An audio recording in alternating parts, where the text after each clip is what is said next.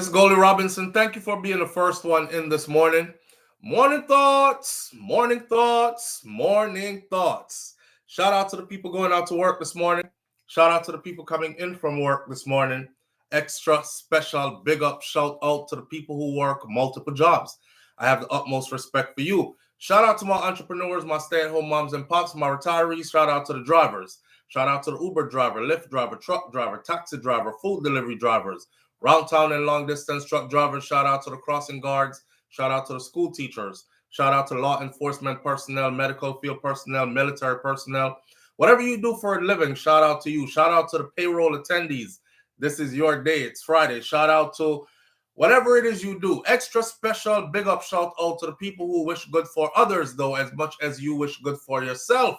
You're a good person. Don't let that go over your head.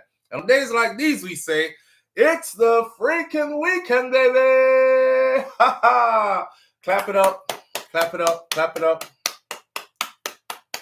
Made it through another week, and we are here. Blessed to be here, chosen to be here, preserved to be here, gifted with the present. We are here. Gift, present, get it? Yeah, this is the real present. This is the real gift, the present. We're here, and we're happy to be here. Today is the 7th of March, 2025, and I have one child that's turning 18 years old tomorrow. So, man, a big man. I have a child that's turning 18 years old tomorrow. Yeah, Jaden.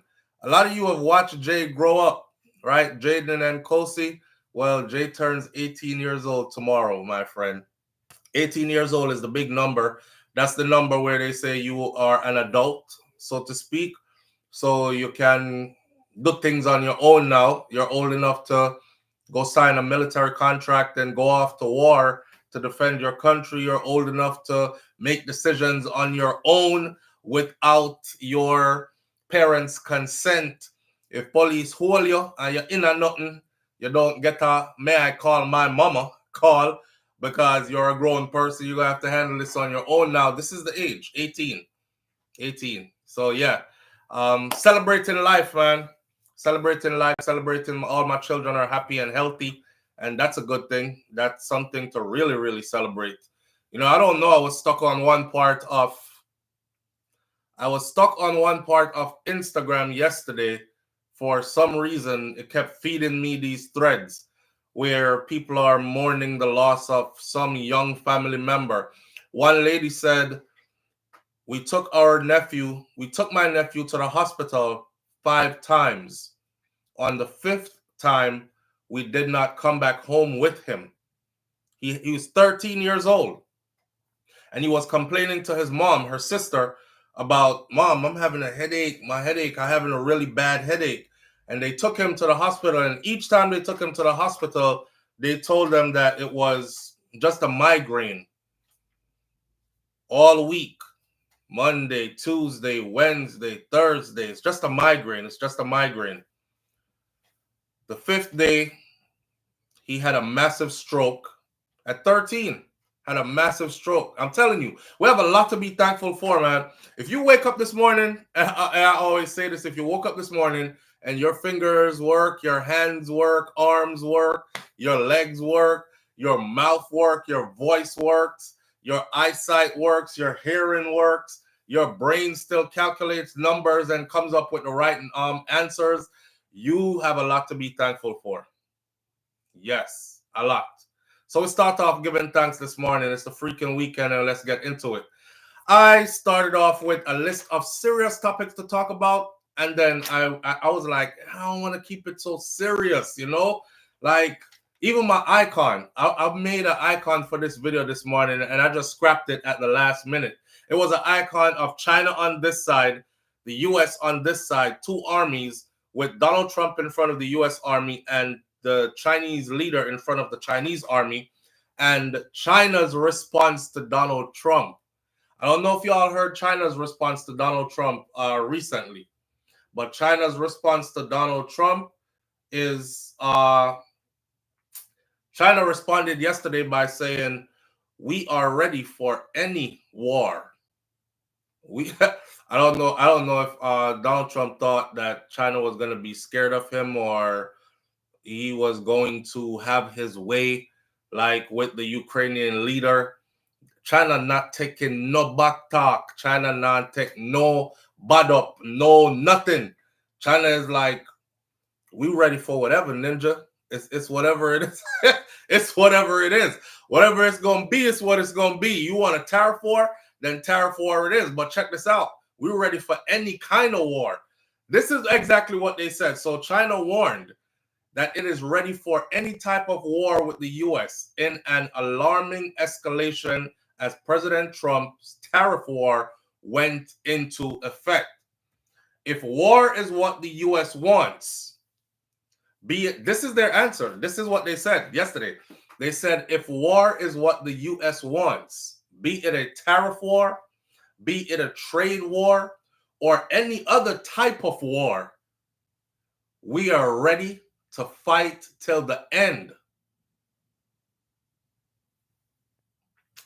Chinese Foreign Ministry spokesperson Lin Jian said late Tuesday. Today is Friday. So late Tuesday is when he said it. But we got the message yesterday. Tensions grew stiff between the two nations on Tuesday. That's when the tariffs went into effect. Donald Trump bumped up the 10% tariff against China to 20% just out of nowhere for no reason, claiming that the trade measure would halt the flow of fentanyl into the United States of America. So he's blaming China, Mexico, Canada for fentanyl flow into the U.S. Well, I must say that a lot of illicit drugs does come from China through the mail system into the U.S., and they can't always catch all of it. But China ain't on that. China is letting the U.S. know. They're letting Donald Trump know. They're letting Donald Trump. I ain't gonna say the U.S. because I'm here. They're letting Donald Trump know that we ain't scared. So whatever it is you bring it because we ready and we'll fight to the end. Tariff war, trade war, any kind of war, we up for it. How do y'all feel about that?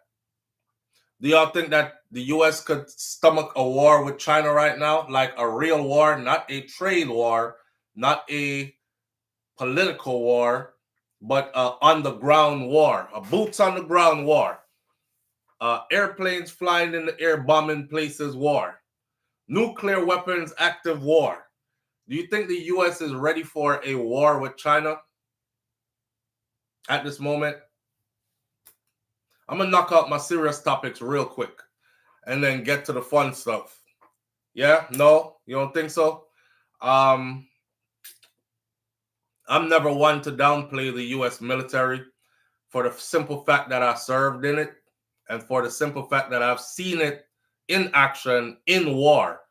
And we move different, for real. We have superpowers.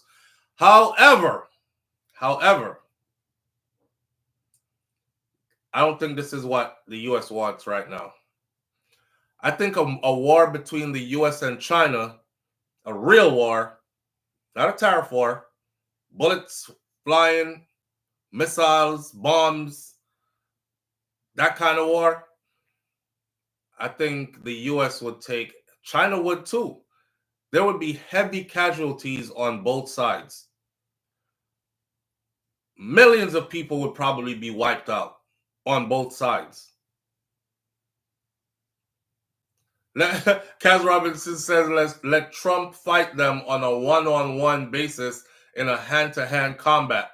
No one is ready for this kind of death in the world, says Banches. But it happens. World War I happened. World War II happened. Listen, people are never ready for the wars that happen. They happen and people just have to deal with them. You know? SouFLo, I sent you a link on IG on what Canada said. What are your thoughts on it? Well, I never looked on IG to see your link, fam. What did Canada say? Silver One, what did Canada say? I didn't see the link on IG. I got my phone behind me charging up right now. Live on the air with SouFLo. Good morning. Hello? Turn on your device, fam. Hello? Hello?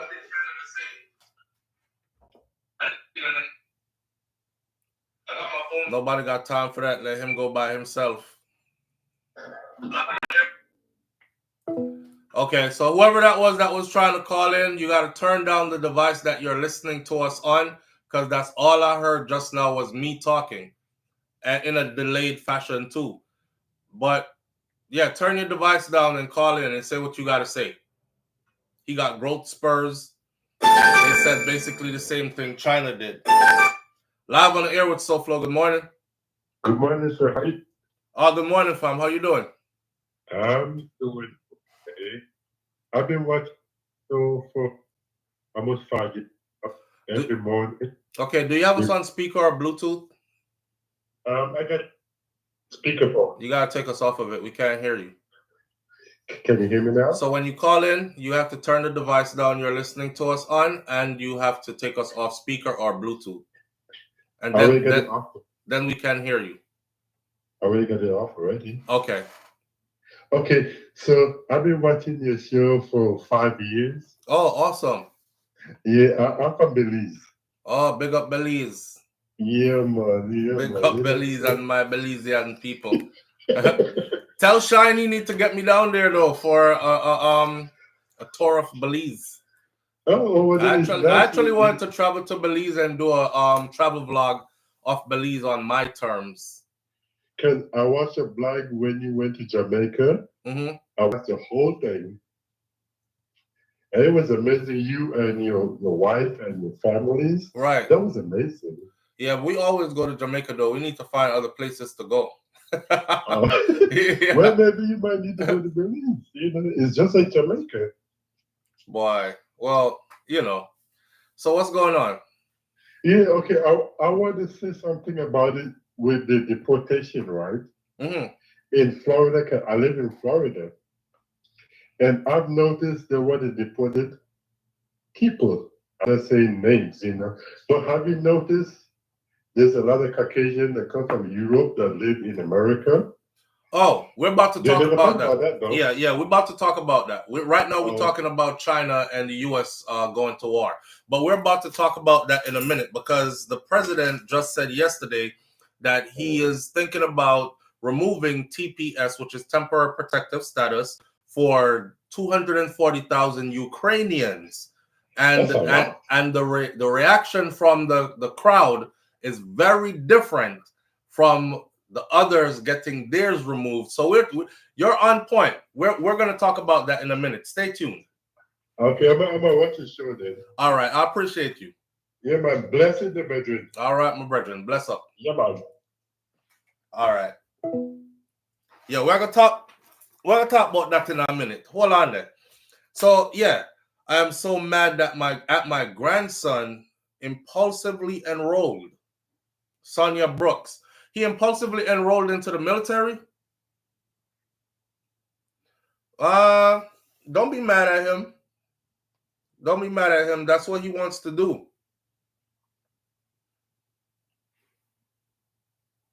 Elon is crying. China put 100% tariff on Tesla. Oh, it's saying that you got to accept me as a friend first and you'll see the message, says Silver One. Silver One, just call in and tell me what the message is now. I don't have my phone on me. The phone is behind me charging. I soon pick up the phone though, because all the fun stuff that we have to do this morning is on that phone. Let me see.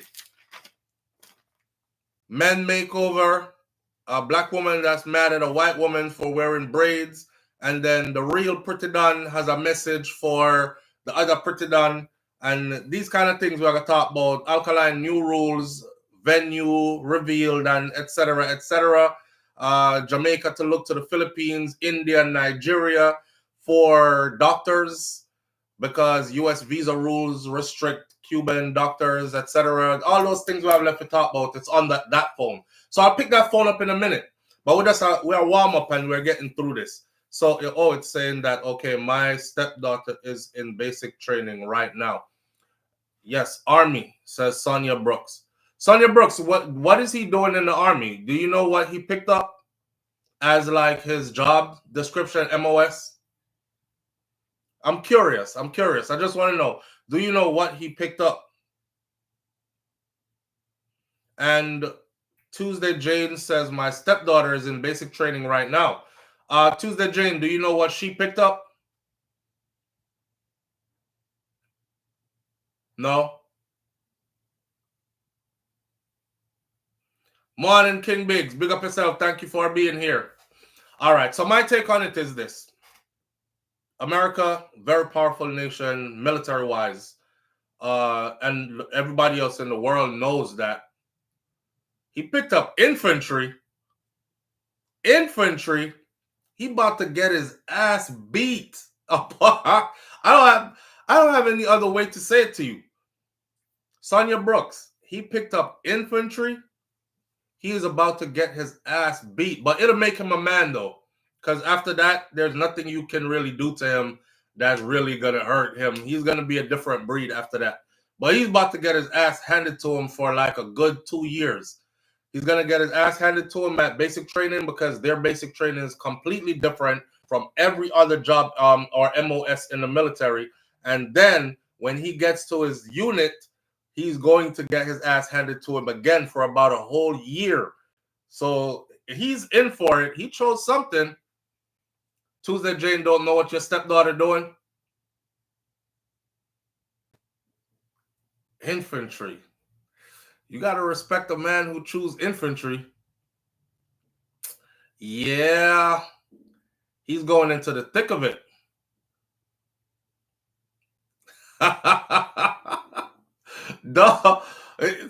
Crystal G says, don't laugh SouFLo because they might call you back. Listen, my back hurt. My knees ain't strong like they used to be. I could only run 50 meters before collapsing. Actually, a lot of us are on callback status. A lot of us are on callback status. I'm one of them. So I'm not even gonna laugh. If the shit hits the fan, I'm in it too. Y'all will see all this shaved off, all this gone, just a totally different person in front of you. I have some brethren in the military and I don't want to see no war at all, King Big says. But that's the thing, people join the military and then hope there will be no war. Y'all know that the wars are fought. See, this is the thing with America, right? America does not want, and y'all should be thankful for this, for those of you who live in America and enjoy the privileges of living in America. By the way, somebody said yesterday, I had to be really disrespectful. Somebody said yesterday in my comment section, oh, so you joined the military and you went off to fight the white man war and kill other brown people and black people. You are a traitor, you are a this, you are a that. And I said to the person, all my children, all 6 of them were born here in the United States of America, right? All the privileges I have, getting up, living daily, the life I live is here in the United States of America.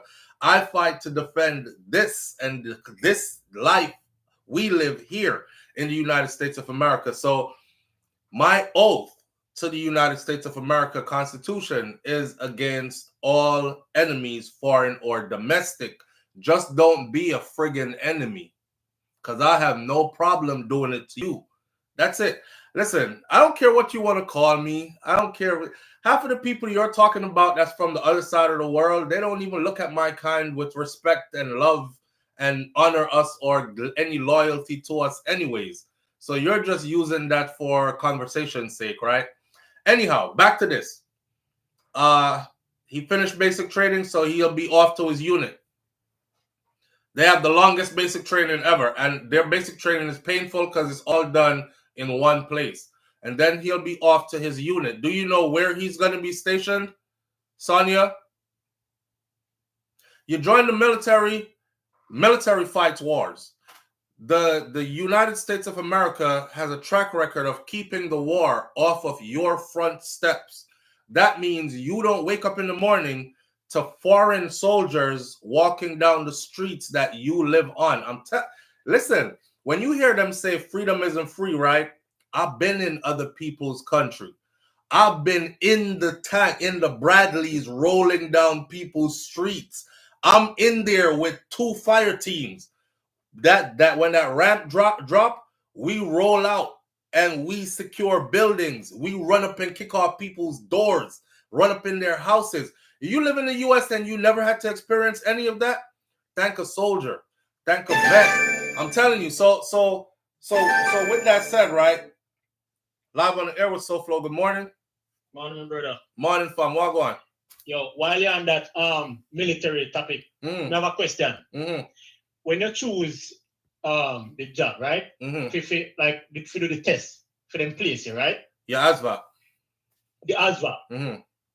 Can they place you in infantry if them claims you fail the ASVAB for the job where you choose? They can't place you nowhere that you don't want to go. Brother, me say that's why I saved my life a couple years ago. That hold on, no. That's why I try to tell people from my platform, if you have family members or yourself you're trying to join, reach out to me first. I swear I will answer you. I will guide you through it. I've done it for many people who have reached out to me behind the scenes for their children, their grandchildren. So if you wasn't sure, reach out to me first. What you say, Savior? All right. I'm glad I said that because maybe a lot of people are listening to you right now who intend to go in the military and don't know much about it. See? You know, said a couple years ago, me I drive trucks in and me start get frustrated with the truck thing because, you know, as a little low breeze, they want to fire you because of your mistake and them thing. So right. Them put them on suspension and out of frustration. You say you want to go military. me go check out the military and go chat to a recruiter. Impulsively go take the ASVAB, not expecting to pass them because me not study like me not, you understand? So me not go take the test. There's no way to fail the ASVAB. So while you are talking, I'm going to jump in here and there just to keep people educated and ponder right. There's no way to fail the ASVAB. You either score high or low or in between. Keep going. Okay. All right. So me go test the ASVAB, you know, pass the test unexpectedly, brother. And me choose mechanic and something else. See? The recruiter them get the result. Them not tell me how much me score, them want to say me fail. See? Them I say the only thing them have open right now is the infantry. Yeah, they was trying to pull one on you. That's what the Marines, and I walked out on them. Even threatened me with lockup. Yeah, brother. So I say, so infantry, but me never choose that. Me say, what exactly is infantry? Man, I say, yo, infantry is basically man them where at the front line fighting. When war start at them, we go jump out a plane and carry food go get the man them on the ground and everything there. Yeah, we not carry food go get nobody, friend, but we jump out a plane, we run out of the back of the Bradley, we run up in the fire. That's the jump out of what? Yeah.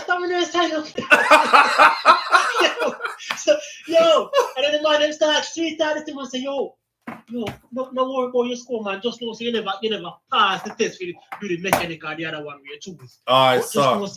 Just know say a smart people are who we put in an infantry. So I said then if me smart, how come me not pass for the job we choose? Yeah. I say, yo, no what's that, man? The whole of that lock off already. No more space to do this up. That's how they get some people. That's how they get a lot of people. Yeah, but look on this. A smart why they want you know that. Yeah, man. So I start scratching and I start getting nervous and I come to jump out a plane. Yeah, you're not doing that. So once you make the commitment, you can't turn back. So I say, yo, so that it's a man of pressure me, because I know so they might get commission for everybody with them sign and so that pressure me and under pressure now I just accept it and I say, you know what? To hell with it. It's what it is. And Mr. go to training, the little training thing, lead up to know if we fly up that training at Georgia now. Yeah, the DP program. Yeah.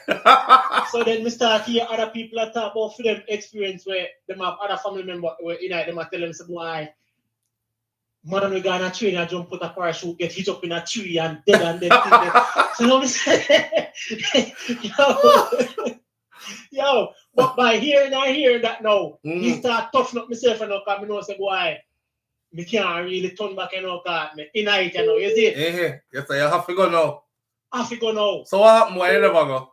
So here one now. The incident we make with the truck, we get a ticket. But the recruiter, it was an ongoing court process. The recruiter advised me not to put it on the farm. See? So me follow them advice because according to them know what them are saying. In my mind. In your mind, yeah. Me follow the advice, omit that from the farm. everything I go through okay until the day if I go fly out there, I go to Brooklyn. I gather everybody. Everybody I get ready to go up on the bus now, recruiter call me. So we go. I say, man, the person who is in charge of the barrack down there, them say me can't go because them finally them get information about the ticket on me get now. See? So when everything went so you had an open case. An open case. Okay. But the case ended up closing before me actually went to the DFA flyout. So me submit that to the recruiter. So them have that information. See? Them have that information like 2 weeks before, you know. So me now no hear nothing about it. So me think everything okay. Yeah. So now like them was hiding it from Brooklyn location. So when time come for me go up on the bus now, like at about 2 hours before the flight take off, you know that. Them call him and tell him say me can't go. Because the way they look on it is that I lied. Oh. You see me? Okay. They look on it as I lied. So because of that now. That saved you. That saved me. So them say me have to back off for 6 months and 6 months me can come back. Brother, I run. Me say me not come back. It's a God save me for God. Me not come back. Obviously this was not for me. Yeah. Isn't it? Yeah. So me glad educate the people because a lot of people going at the military with lack of experience, lack of knowledge. Yeah, a lot of them get tricked. A lot of them get tricked in. When you hang up, me I go tell the audience how this part I go. Yeah. All right. Man, so me just wait till you guide the people. Just you continue where you do, brother. Yeah, man. That is a good thing you do. You see? See, manners, my bro. Manners. All right. This is how that part goes, right? A recruiter will come to you and a recruiter will say to you, you want to be in the military? You're like, yeah. Or you will go to a recruiter and say you want to be in the military. That recruiter's job is to put you where the military needs people the most. That's it. They don't really care so much about your interest. They care more about where we need people now. You get that part there? Okay. So when he goes and he does the ASVAB doesn't have a fail unless you signed your name and you didn't do anything else. You failed. The ASVAB test you take to go into the military actually determines what jobs you are able to get. The military has MOSs, military occupational skills, and there's a list of them. Every job you could think of out here plus more are on that list. So when you take the ASVAB, if you score really high, you can get all the jobs in the military. That means you have a million choices. If you score really low, you have limited choices. You understand? Right. So a recruiter who is looking for people for the infantry, he will tell a guy, you're young, you're fit. Him look like him would be a good gunslinger. They'll try their best to steer you in that direction. Right. And you have to be like, but I don't want to be infantry. I want to do journalism. And they're like, the journalism spot's filled up right now. You're going to have to wait about at least 2 years for that. Sometimes they lie to you. You're going to have to wait about 2 years for that. And you're like, of course, I don't want to wait 2 years. I'll tell you what you can do. You can start out where I put you, and then you can transfer over into journalism when the slot becomes open.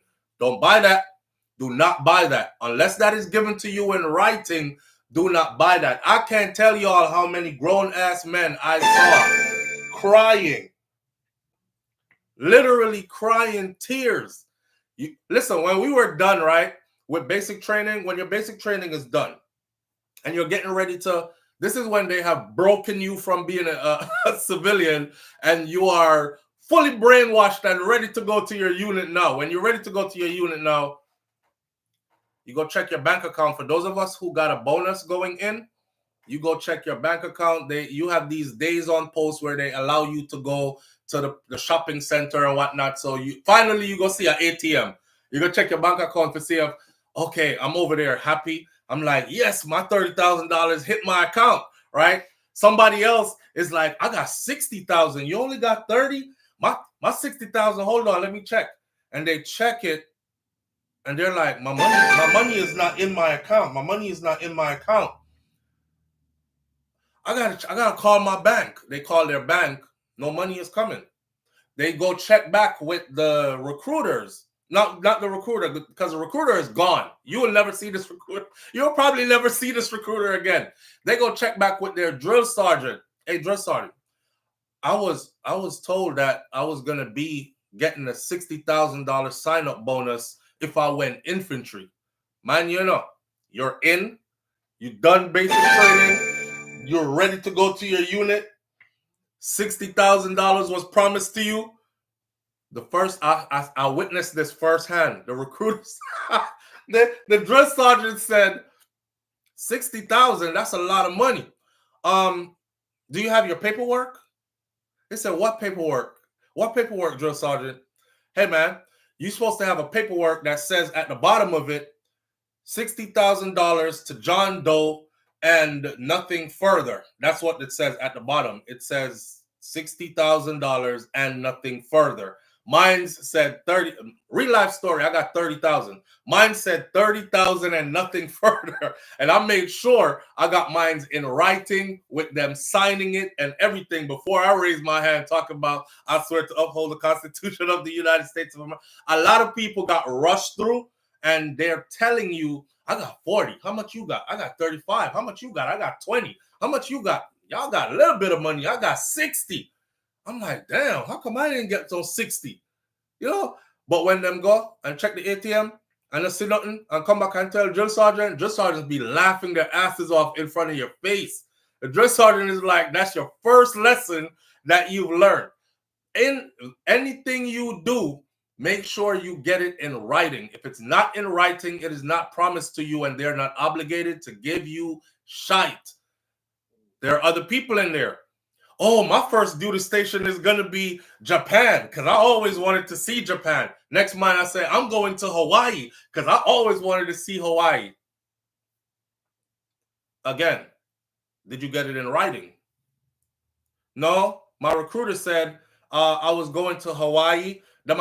They thinking Hawaiian girls in grass skirts and drinks with umbrellas in them. My recruiter said I'm going to Hawaii and I got $60,000 up front.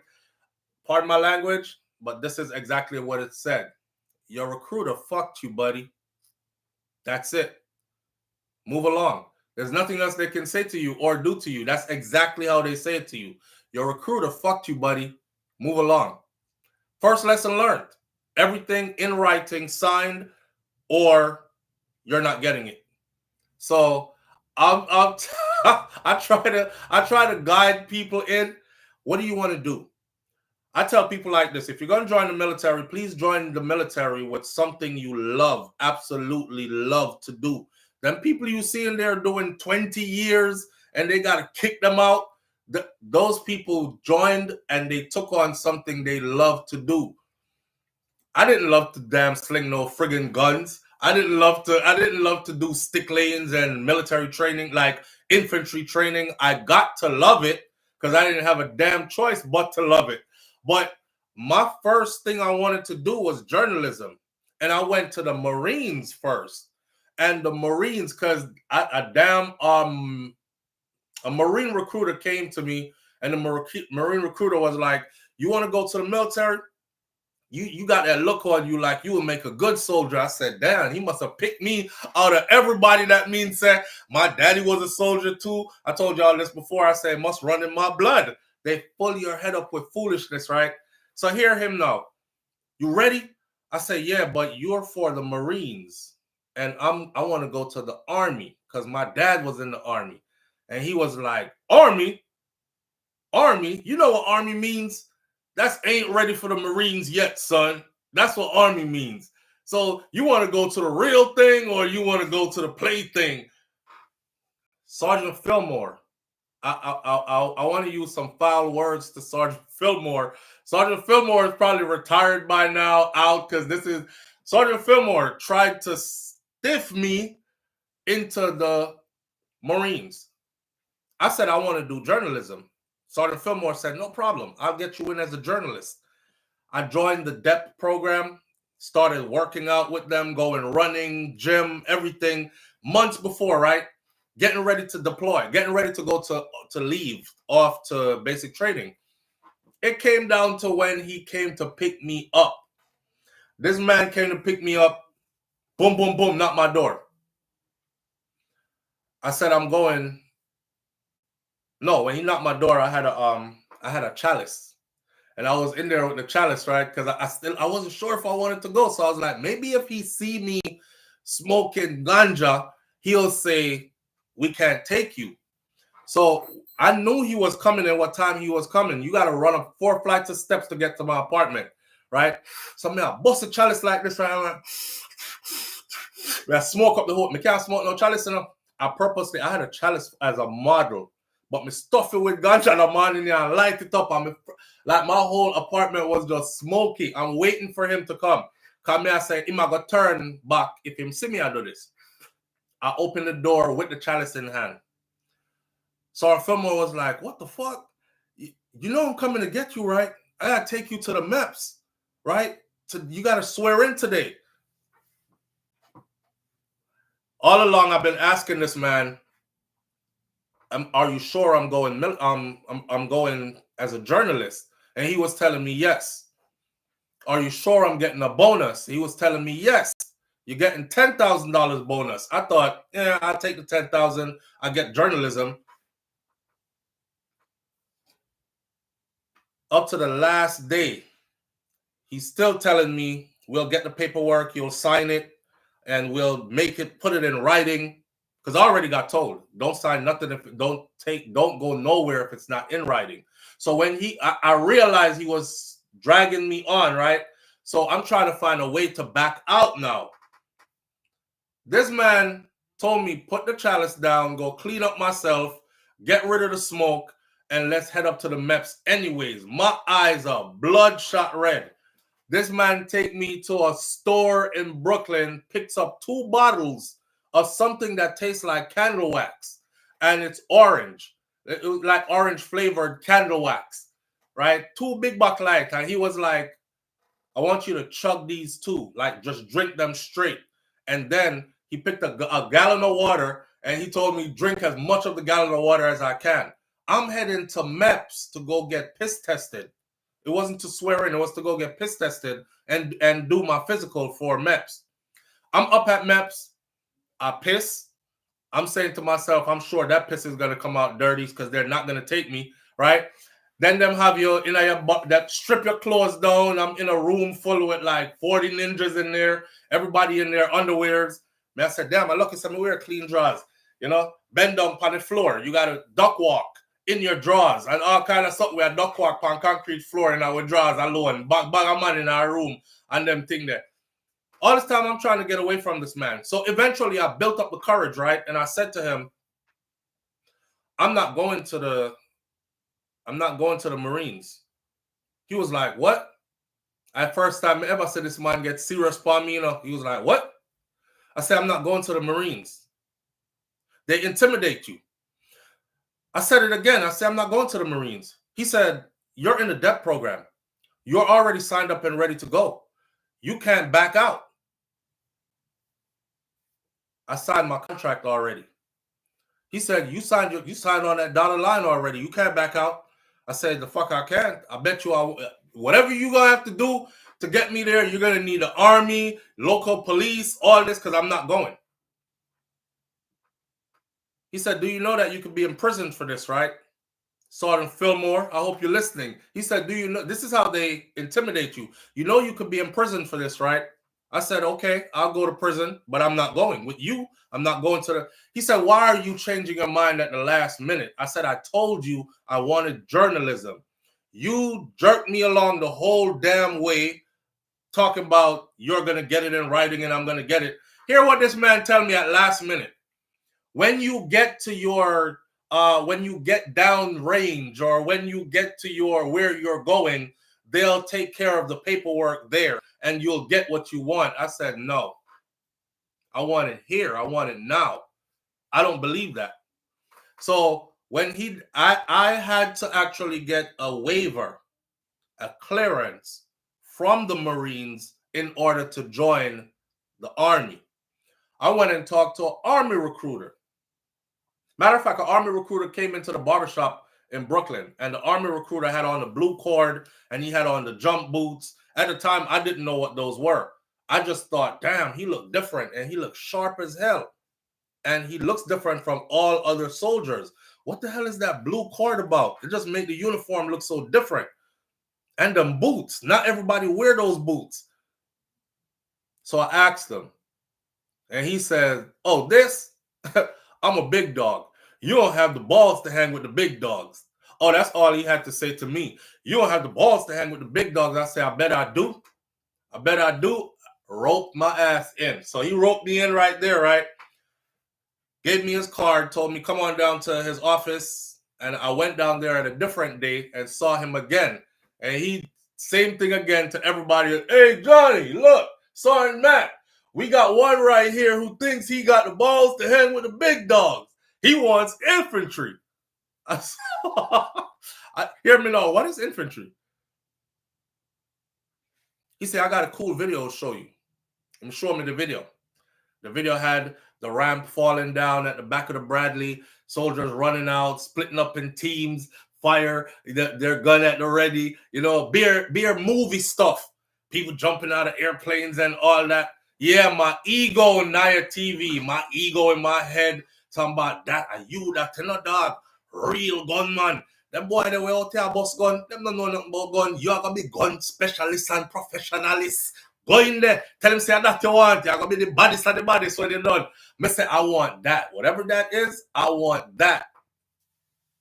At the time, my kids, far as mom was with me, she was like, don't give him that. And the man was like, he is old enough to choose what he wants, man. That's what he wants. That's what we're going to give him. I said, the only way I'll take that, though, is if I get a nice bonus. He said we could give you $10,000. I looked at the wall behind me, and the wall behind me says, get $30,000 to go infantry. I said, you could give me 30,000. He said, fast one. Okay, you got your 30,000. I said, you going to put it in writing? He said, I'll put it in writing right now, and you'll sign it right now.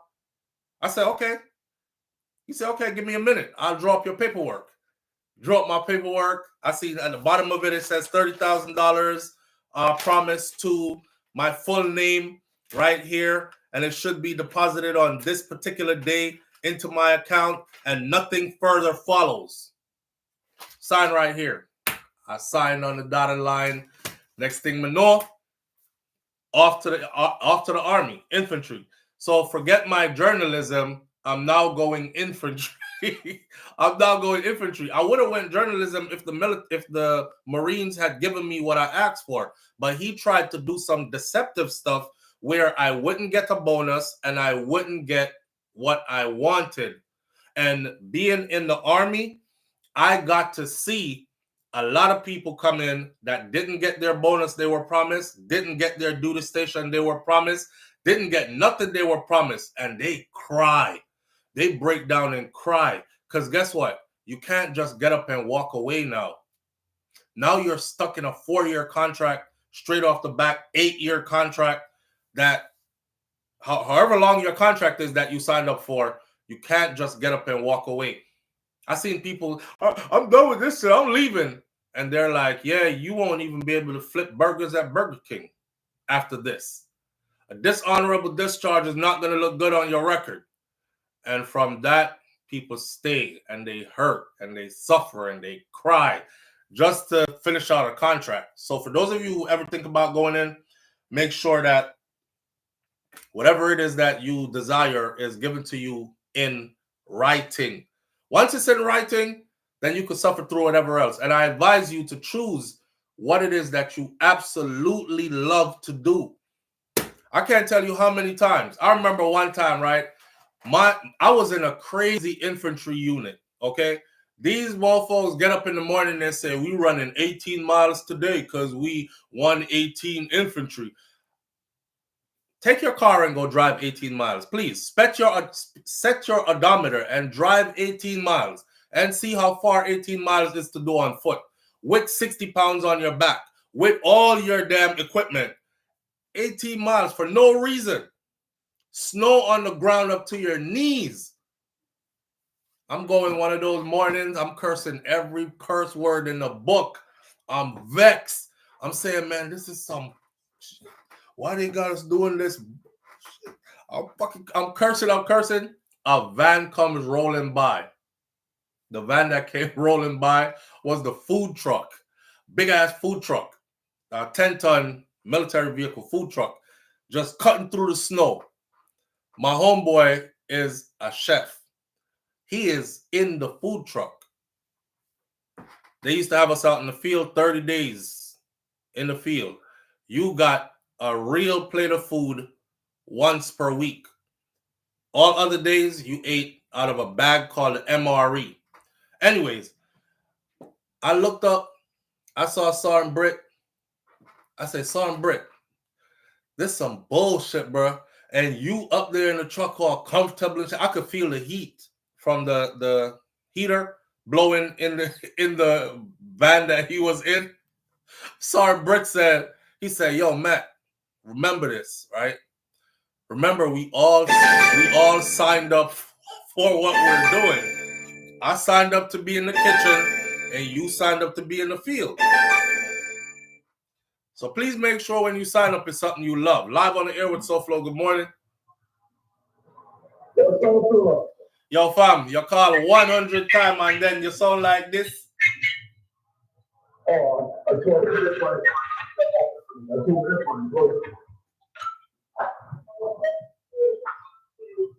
I don't know. Can't hear you, brother. We're one bugger.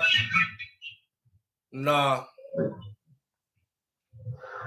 You have to go fix up and call her back. You can't have us on Bluetooth or speaker. Yeah, you have to take way off of that because we can't hear you. I'm sorry, we can't hear you. We can't hear you a little bit now, but we're here. Go and talk. No, better. I use no watching better. I listen to hear you. More you talk about the army story better. More you hear you jump up on the helicopter. More you hear a story now. I have a story better. I want to hear it better. You have to do that story better. Hear that? All right, my G. More. All right, manners. All right, so.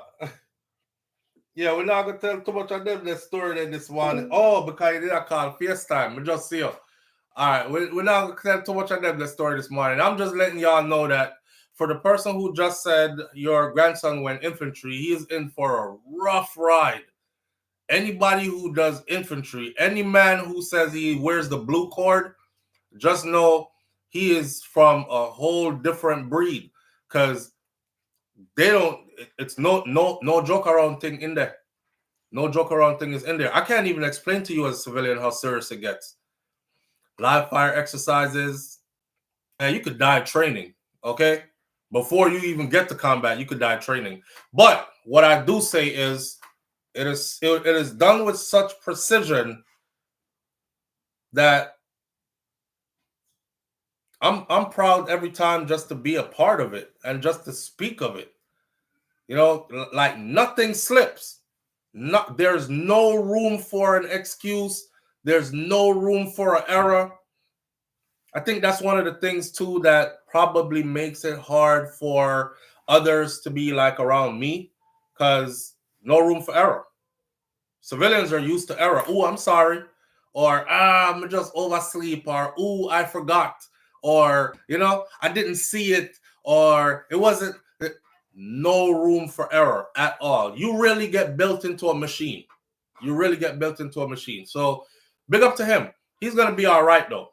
Can someone join the army at 35? You absolutely can. You could just Google it or go to the army.com site and see what the cutoff age is. I think 35 is the cutoff age, or 37. But if you're prior service, then I think you can go back in up to like 42 or something. Even though I just saw somebody go in the other day at 48 or 47. So I don't know what the rules are today. I don't know what the rules are today as far as that go.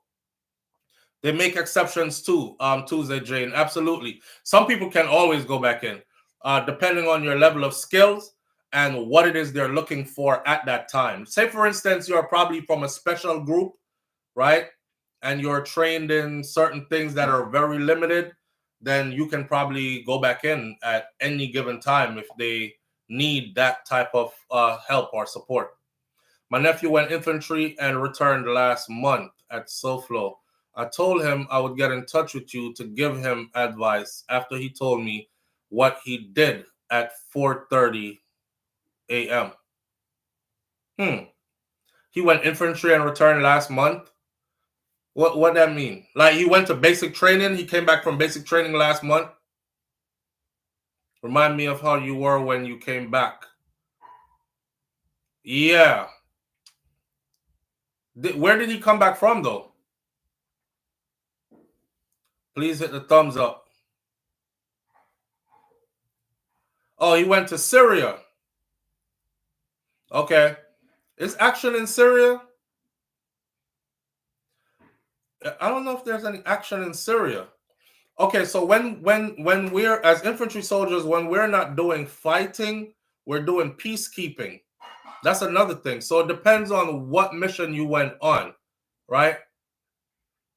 So if he was in fighting, we don't have a war in Syria right now. We don't have a war in Syria, but if he's a part of a special group, then they be going to places on covert missions. There's always fighting somewhere. There's always fighting somewhere. It could be crazy over there. Don't mean it have to be crazy with him. We could be over there just guarding the U.S. Embassy. We could be over there just peacekeeping. They were under attack daily. Well, I gotta look that up.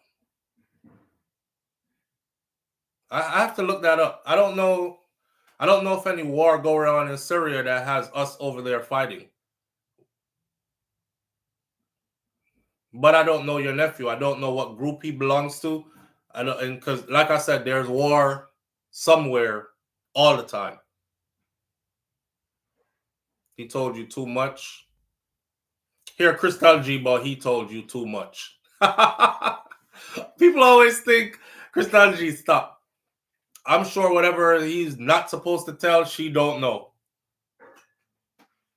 When I talk, okay, so put it like this.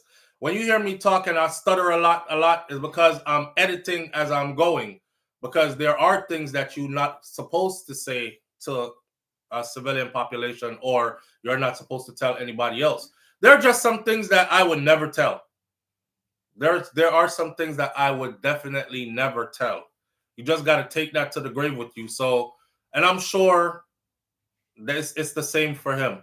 But we know what to say and what not to say. You're told what not to say. You know they don't tell the truth on the news all the time, says Naya TV Lifestyle. No, I'm telling you right now, right? There's always fighting going on somewhere.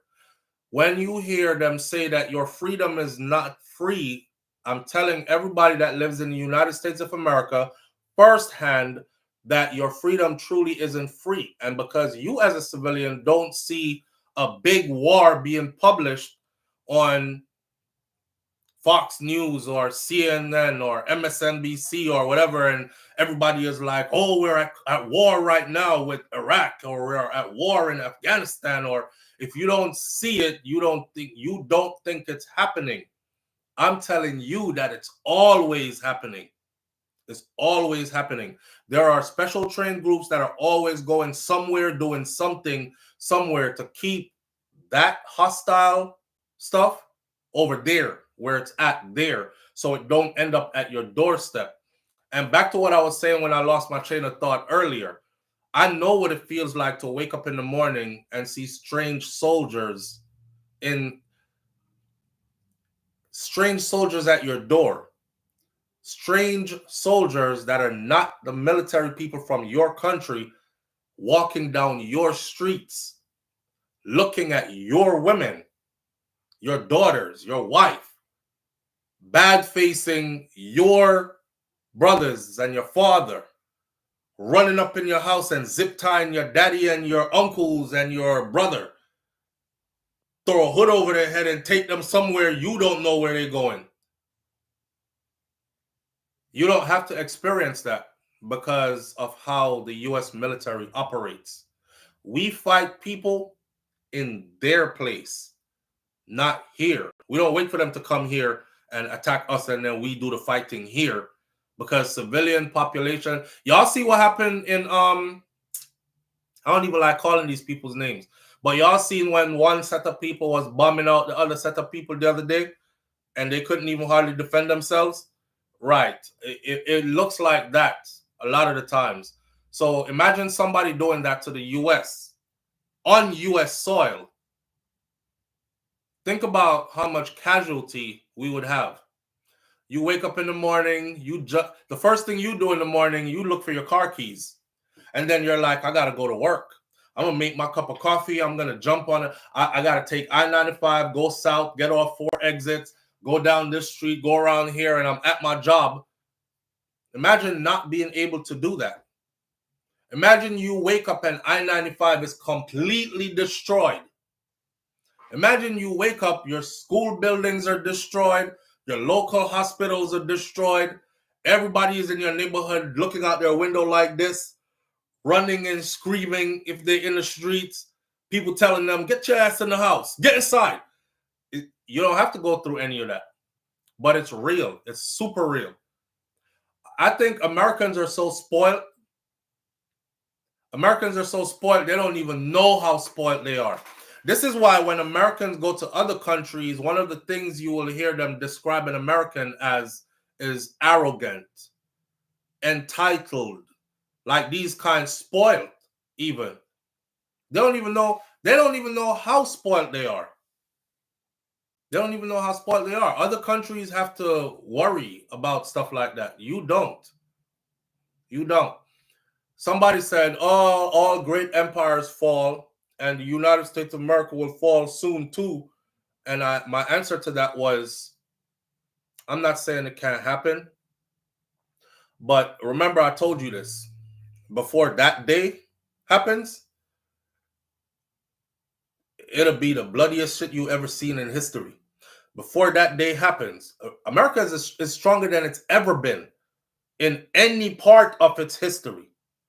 So you could imagine what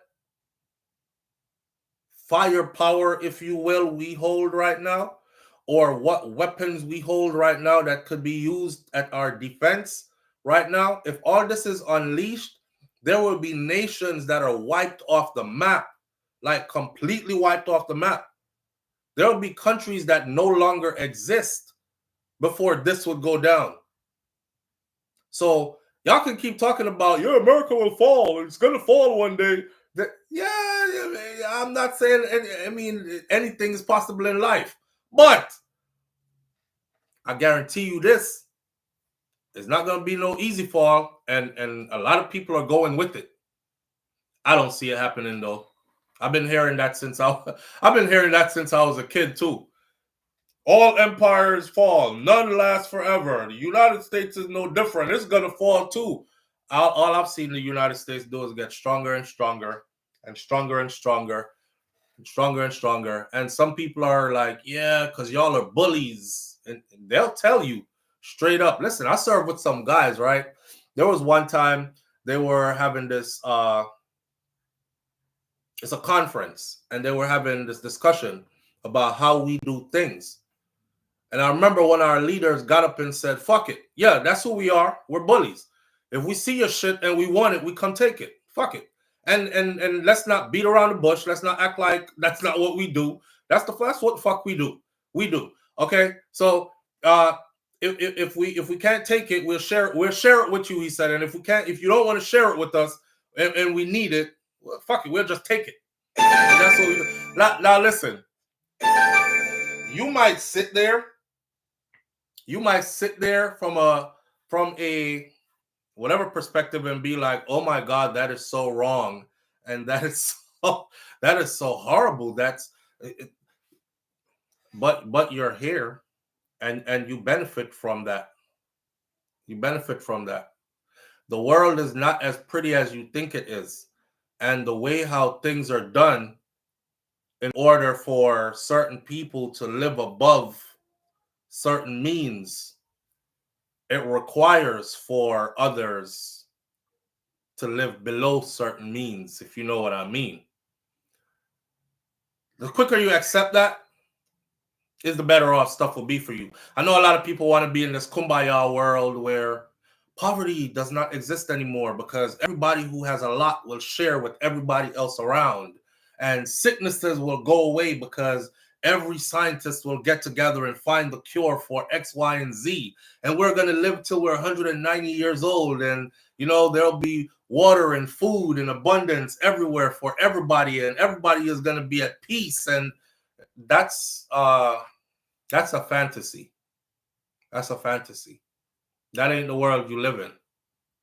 and as soon as you start to accept that, then if you want to know the truth, you live in big bad bully America.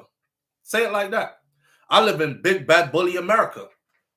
And then be honest with yourself and say this too. I enjoy living where I live. I enjoy all the perks that come with living where I live. And even when I'm talking bad about it, I ain't going nowhere else. Say the truth to yourself and see how it sounds. Even when I'm talking bad about it and I see them doing bad stuff, I'm not going nowhere else because the reality is I benefit from all the friggery that they do. You can tell yourself you don't all you want to make your little conscience feel good, but you actually do. And the truth is, if you don't like it, it's too easy to leave. Leave, because ain't nobody holding you here. There's nobody holding nobody who was not, even the people who were born and raised here, there's nobody holding them here. Go. I hear people talk bad about the U.S. all the time. And I'm one of them that will say, but just go somewhere else then. Just go somewhere else. It's easy. A lot of them go somewhere else and end up coming right back. Not defense, offense. Yeah, Kennard Benjamin. But I was saying it could be used to our defense, as in if anybody is attacking us. Do you know the powers that the U.S. holds that they will unleash to make sure that this does not get hit and look like those war-torn countries that you're used to seeing after they done ran through it and bombed out everything? So the truth of the matter is we're all in it. We're all guilty. We all benefit from the spoils of this big, bad, bully, greedy America. That's it. There's no way around it. If you're living here, you're benefiting from it. And if you don't feel like you should be benefiting from it, leave here. Go prosper somewhere else. So you can say, I'm doing really good over here. I don't have to be over there, and I'll never come back over there. Don't send me no money from over there. I don't want no business dealings with that country. No, nothing. Do it. Exactly, Wayne Core. It is the reality of this world that a lot of people don't want to accept. Everybody want to pretend like things are always good everywhere. And my gosh, that is so sad. You know, and we should hold hands and lock fingers and sing Kumbaya. And you're my friend and my brothers and my neighbors. Give me a hug and I love you. And that, I'm sorry, but that's not how the world works. It's not how the world works. The U.S. is like this. You know we're running low on XYZ, right? Who got it? Oh, they do? All right. How much? Oh, a lifetime supply. Okay. There's a war going on in this region right here where this we're going over here to liberate the women and children and free the. Y'all already know what time it is, man. They already know what time it is. Somebody's door about to get kicked. When America starts to starve, somebody's door gets kicked. When America starts to feel like our bank account running low, somebody's door gets kicked. Yeah. Well, now we in a different predicament because with this person, this is why it's important to have a level-headed individual at the helm, at the leadership role. Look at Crystal G's comment.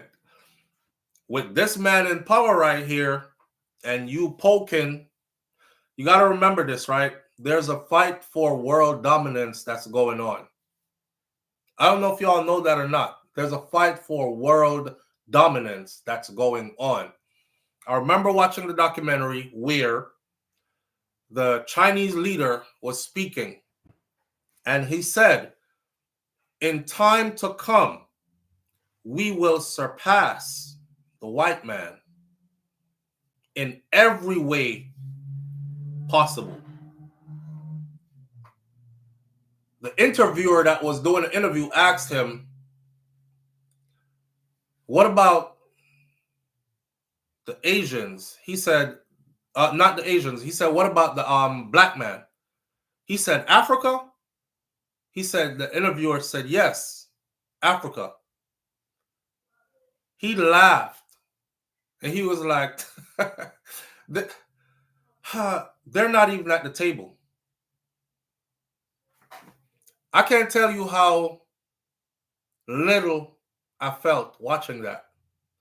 As in small, as in insignificant.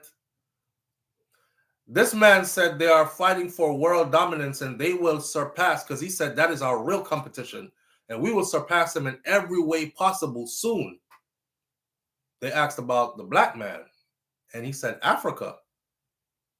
He didn't say African Americans. He didn't say black people in the Caribbean. He said Africa. And he said,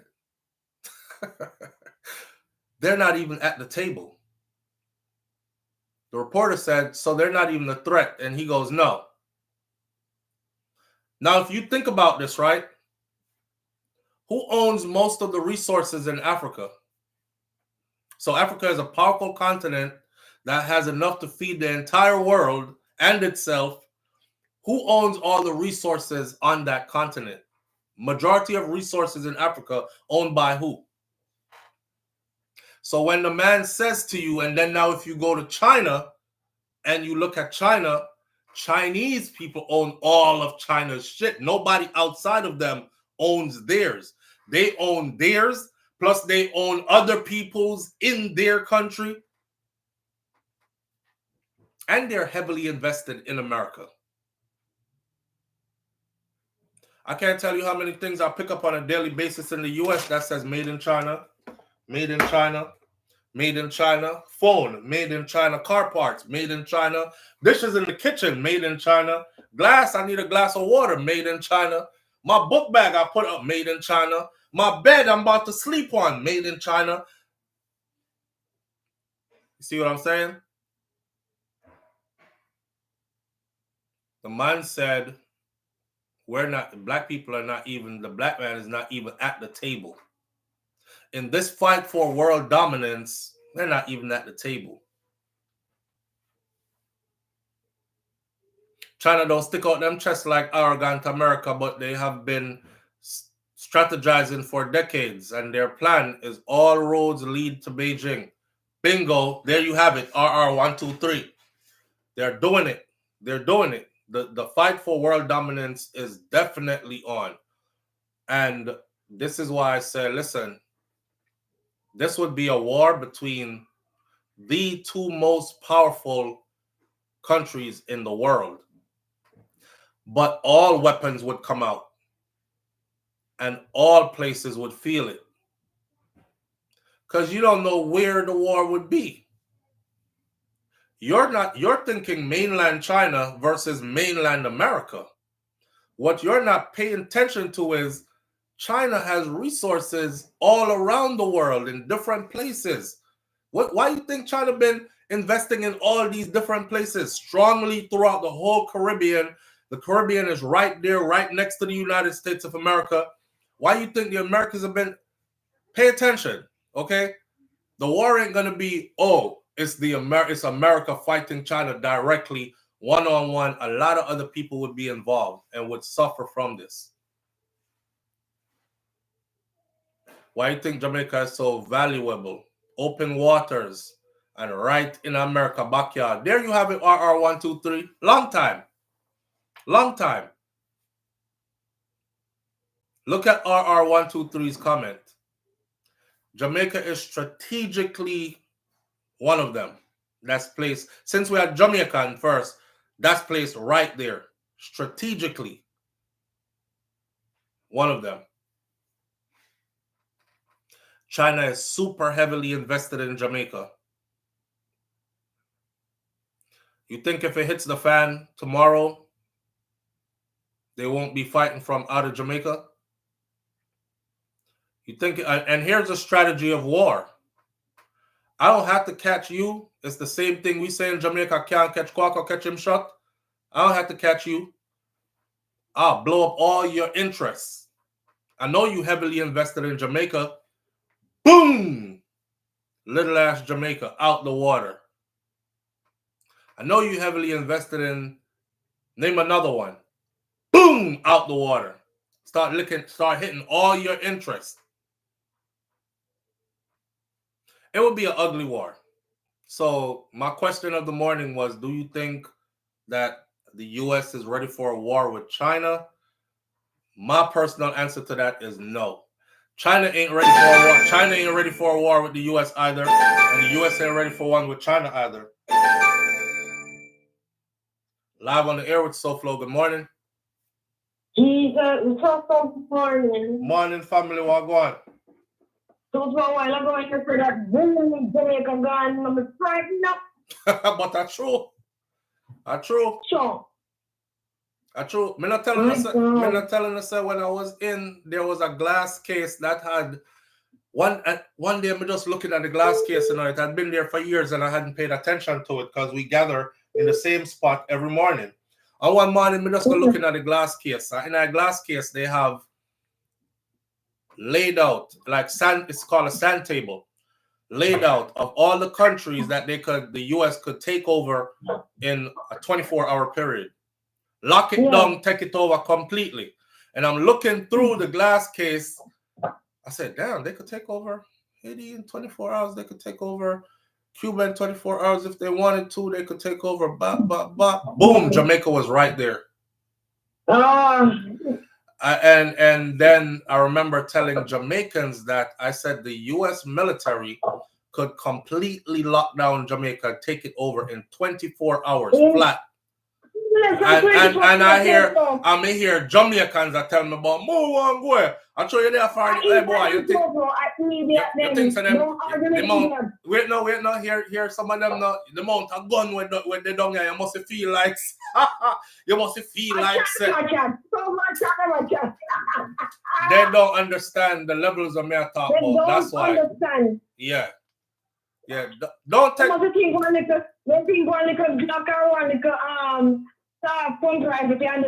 yeah, that the levels of me I talk, me realize that them not understand. But you know, no, never argue with an idiot. Yeah, I'll be trying to educate them though. Yeah. You know what? Them a fool, man. Them a fool. If you when they don't travel, they don't understand either. Yeah, that's true too. They just say one place every day. I see Jamaica every day. They not the same. The man say no much one day, dog. Anyway, SouFLo, big up yourself. Man of our respect, family. All right, have a nice weekend now. You too. All right. Yeah, so in the grand scheme of things, us in the Caribbean, I know Jamaica specifically, was in that glass case. It takes 24 hours. They can lock down the whole Jamaica. And I know that somebody is going to, you know how much gun there, dog? You know how much gunman there, dog? Trust me. You're not ready for this level of warfare that I'm talking about. They could lock it down for real in 24. I would give them less. I would give them way less than 24 hours, actually. They just put the 24 hours because that's the slogan of these are the places that are not a threat to us, that's close by. You know how RR123 just said why you think China is like so heavily invested in Jamaica, and because Jamaica is strategically right there, open waters, and right in America's backyard, etc. Okay, America already strategized for all of that. So if ever their enemies start thinking we can use our spot, think about it like that, right? We're going to fight him from one of our spots. So we're going to lick him from the angle there and use our spots. Poor little Jamaica. Lockdown 24 hours less. The way the U.S. military moves, man, they will have boots on your ground by the time your eye blink twice like this. And I'm telling you, they'll be falling out the sky. They'll be coming up out of the sea. They'll be coming through in planes, drones. The levels, I don't even think a movie has been made as to the levels that they can actually really go to. Not to mention, you have people that go into countries, survey the land, you don't even know what's there. That's there. Right. And that too. They've been there, and they've been there as friendly tourists. Remember when they came for donuts, America could have ended that much quicker. Live on the air with SouFLo. Good morning. Morning, SouFLo. Morning, family. What going? Yeah, that's why the US ID, where the other one they shut down, was so important, because it was established to fight the war on a friendly basis. We give each country money, and then the USAID? Yes. Okay, yeah. Yeah, so they shutting that down. It's just opening up the door for China. Because what happened was, when they established that, it was knowing that if you start to give countries money, it will be less likely that they want to go against the US. Because when a road get built, and they say, oh, the US built that road. Hold on, the family. Hold on. Good morning. Hey,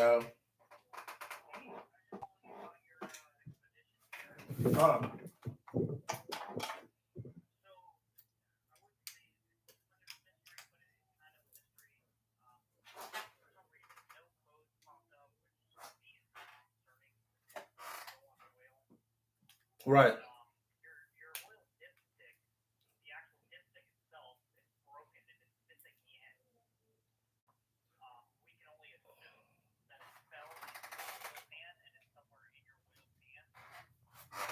The dipstick with the yellow handle. I used it yesterday. It wasn't broken.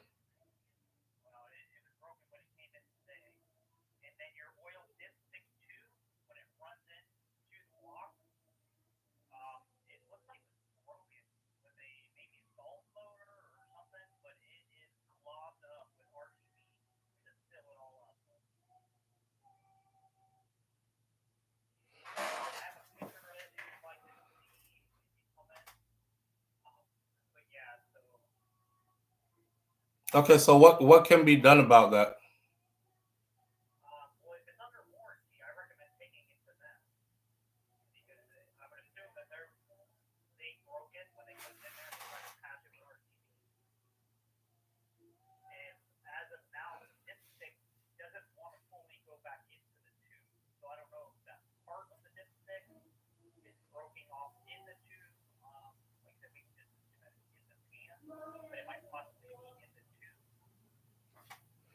Okay, what can be done to fix it?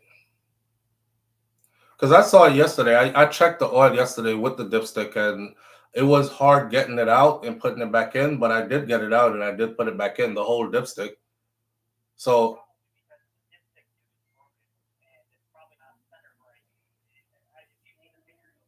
right.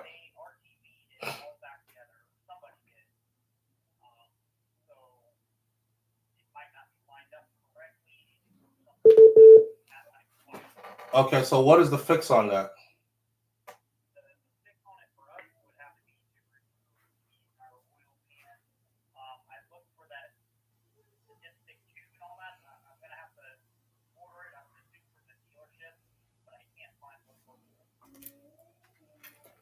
Okay, so what I need you to do then is give me a solution, like what you need to do to fix that problem and what it's going to cost me.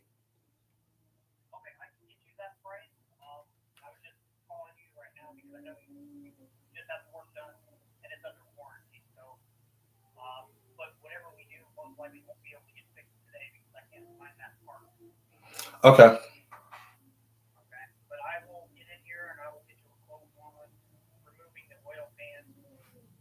Get out if you need an oil change because of that, and I will see if I can identify the price for the disc too. Okay. All right.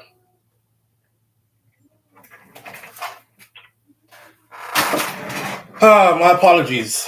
I'm sorry, man. Call him and hang up on you accidentally. I had to take care of that because see, spend more money now. Live on the air with SouFLo. Yeah, bro. Yeah, accidentally hang up. Yeah, go on. So yes, Yeah, so like what you were saying, the USAID was set up, so that means that we have strategical partners that we pay to build a road, a hospital, a school, a little clinic. All of these things in these smaller countries is a big deal. Okay. So that's how we used to make alliance. Right. So now that they're cutting out all of these alliances, they're making room for China. So China could go in and give these people the things that they would get from the USAID? Yes. Okay, and then foster a relationship with these people. Exactly. So now when China say, can we put a military base here? They say no problem. See? And then as far as the thing about taking over Jamaica in 24 hours, and people are telling about gun pound ground. America ain't fighting you on the ground. They're fighting you in the air. Air, sea, ground. Listen. Air, sea, ground. We have satellites. You get fought on all angles, brother. Yeah, that we could see where every man is. Yeah. So you think you are hide, and them see you from the sky. And I tell man on the ground exactly where you're there. Yeah. So before you could have the biggest gun, you ain't gonna get a chance to fire it. Right. All right, my brother. No. Yeah, the military power is just unmatched. That's all it is. And what he was saying is the USAID that President Trump just closed down. It was through that they were able to like give out funding to different countries for probably like for cancer research. You'll give a couple $1 million over here to this nation for building a hospital over there to that nation. Some roads and drinking water to that nation. And it would foster a relationship because you give, so you expect friendship, right? They're our friends. They're giving us stuff. They care about us. But with them taking away all that, it leaves room open for China to go in and say, what do you need? You need to get a hospital built. You need a new road. You need all the things that the USAID would have given them. They could get it from China now. And if they're able to get it from China, they will form a relationship with China and feel loyalty to whoever is giving them things, kind of thing. Buy your support, really.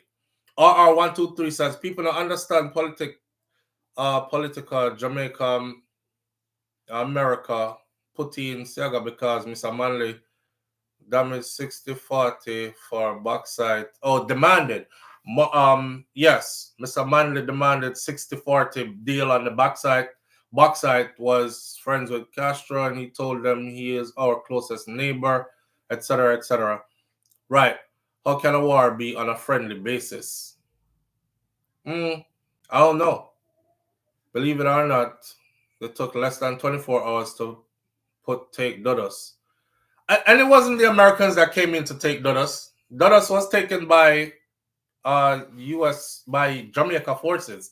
America, they blame America for, say, America was bombing them from the sky or their helicopter was flying over or whatever. It was a JDF helicopter.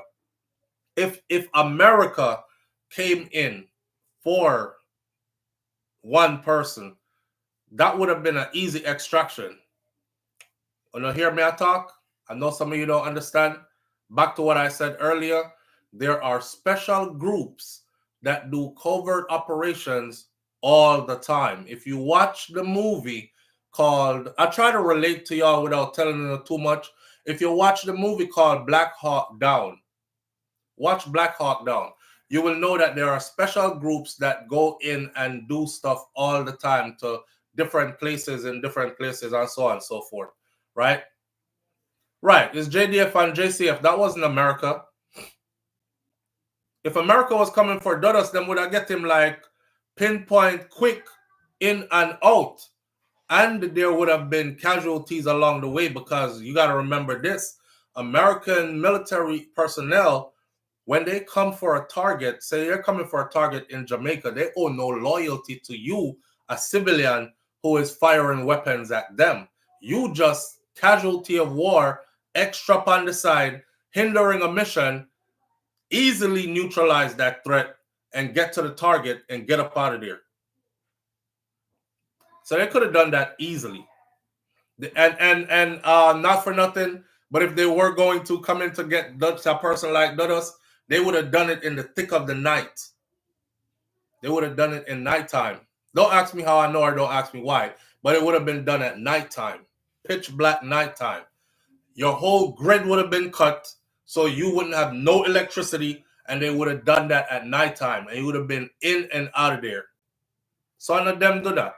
That was our people doing all that madness in the middle of the day and all that. Fighting each other and kick off door and shoot up people, and that was Jamaica. An extraction mission, RR123. Yeah, it would have been done. Hush, go in, get him, come out. An unconvinced person will always be unconvinced. So now waste your energy. So fully done. Trini LB. I ain't trying to convince nobody either, Trini LB. I just tell people stuff, and if they believe, they believe. If they don't believe, then I hope nothing happens where you have to actually see it. Because in order for you to see the U.S. take over Jamaica in less than 24 hours, it would have to be some catastrophic stuff going on that they feel like they have to lock down Jamaica in less than 24 hours. Me no want to see that. I don't want to see that. So, moving right along, right? This is the next one that was bothering me. So, yesterday, it was put out that Trump's new executive order, what was his new executive order? Oh, death penalty for anybody who kills a police officer. New executive order, death penalty for anybody who kills a police officer. I'm not going to argue with that one. What I am going to say, though, is this. Remember before Donald Trump got elected, where he said he will give complete immunity to police officers for anything done in the line of duty? And I was saying to black people, is that what you really want? Is that what you really want? Complete immunity for anything done in the line of duty. Now, we have seen many a times there are good police officers out there and there are corrupted police officers out there. This is going to go somewhere else. Watch this. Squash. Squash them got stopped and searched, and now he is in immigration detention. On the search part, a lot of people in the comment section were saying,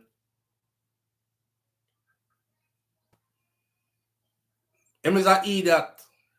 Why him consent to the search? Then come other people who are saying, you might as well just consent to the search and done, because them are going to search you anyway. You don't ever have to consent to a search. You make it known outright, I do not consent to a search. Listen, they're going to search you anyways, yes. Was it a legal search? We've seen cases over and over and over and over. I can't tell you how many times I've seen cases thrown out because a search was conducted without a warrant, right? And nobody said, I consent to this search. Matter of fact, they said, I don't consent to this search, and cases get thrown out. I've seen cases get thrown out where it was about murder. And the evidence that they got was gotten in a way that the courts deemed to be illegal. And everything points to this person as the murderer. They never throw away that and say, oh, you know what, push this to the side. But seriously, everything points to him. Obviously, he did it. They went off how the evidence was gathered and throw the whole case out. Man beat murder case from not consenting to a search. Now, in Squash Them case, that's a bit different because the FBI agents were involved. Remember, the FBI agents said they had somebody under surveillance, and Squash walked into their line of fire because he walked into their operation. The person they were watching so happened to be that Squash come link him, and they watch him give the firearm to Squash. Then watch Squash take the firearm from him, put it on himself, and leave in the car. So they call the local police, describe the car to them, and tell them, get that car and pull it over. The police officer that was pulling the car over said, as they were pulling the car over, they observed. I don't know if y'all don't notice, but when the police are tell you, they looking in your vehicle. I've seen some people say, oh, that the police, they are lying because how am I going to see now the people in the vehicle? They could see in the vehicle, man. So anyways, them claim them say the man, Squash, move the gun from him hip and put it in the glove compartment. So when they stop them and they ask, you got any weapons in the car? They already were onto that because they saw, the FBI agent said they saw a gun being handed to him. That's why they asked, do you have any guns in the car? He said, no. No weapons in here. No weapons in the car. No. Okay. You mind if we search? He said, no, I don't mind. According to them. I honestly don't think so. The brother said, yeah, search. Because me would have said no. At this point, everybody is like, okay, if you say no, they're going to search anyways. This is what they would have done. They would have held you there, and they would have went and got a warrant. And they can get one quickly, and then they would have conducted the search anyway. So if you are guilty of something or riding dirty, they're going to catch you anyways. A lot of times, though, for us regular civilians, I've had it before where I got pulled over and the police said, are there any weapons in the car? I said, no, officer. And he said, any drugs in the car? And I'm like, no. He's like, okay, just checking. And go about in business. He never said, you mind if we do a search? Because if him did say, you mind if we do a search, I would say, I don't consent to any search. Now, the reason why I would say I don't consent to any search is because people sometimes try to prove themselves to the police. I'm a good guy. I don't have anything, officer. I don't mind you searching. Go ahead and search.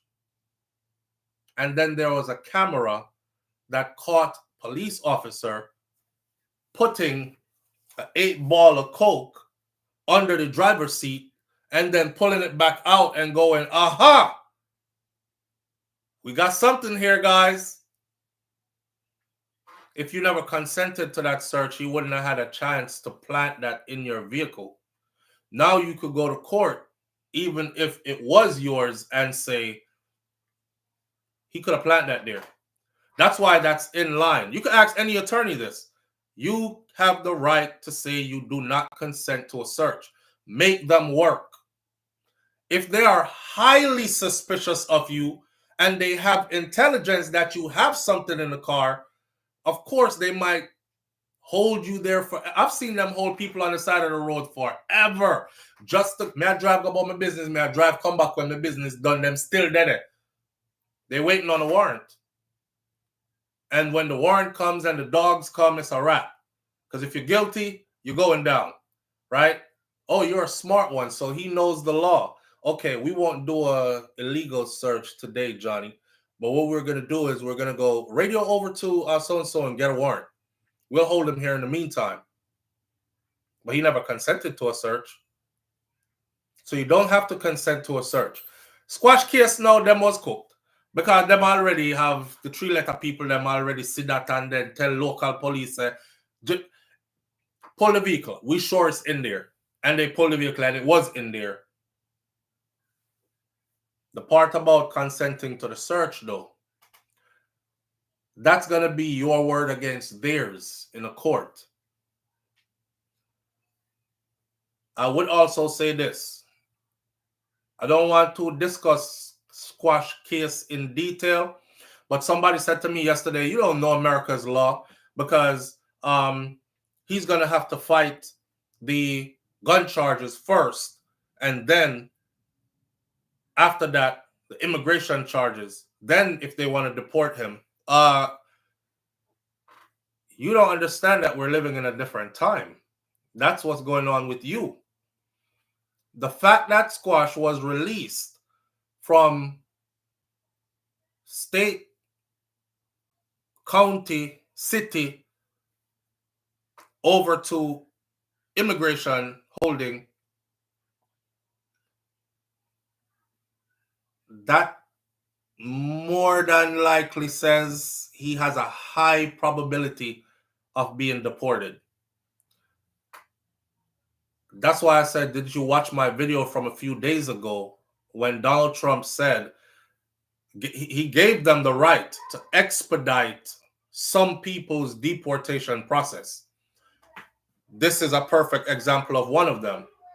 He got caught with the gun. Why are we going to keep this immigrant in our prison system? He didn't shoot anybody. Nobody got hurt. He just got caught with a gun. Why are we going to just hold him here and have taxpayers foot a bill for how long when we can simply bypass all that and just send him on his way, right? There's a high probability that he could be sent back to Jamaica. Because if the state was taking it serious and really pressing charges for that gun charge, they would have held on to him at that level.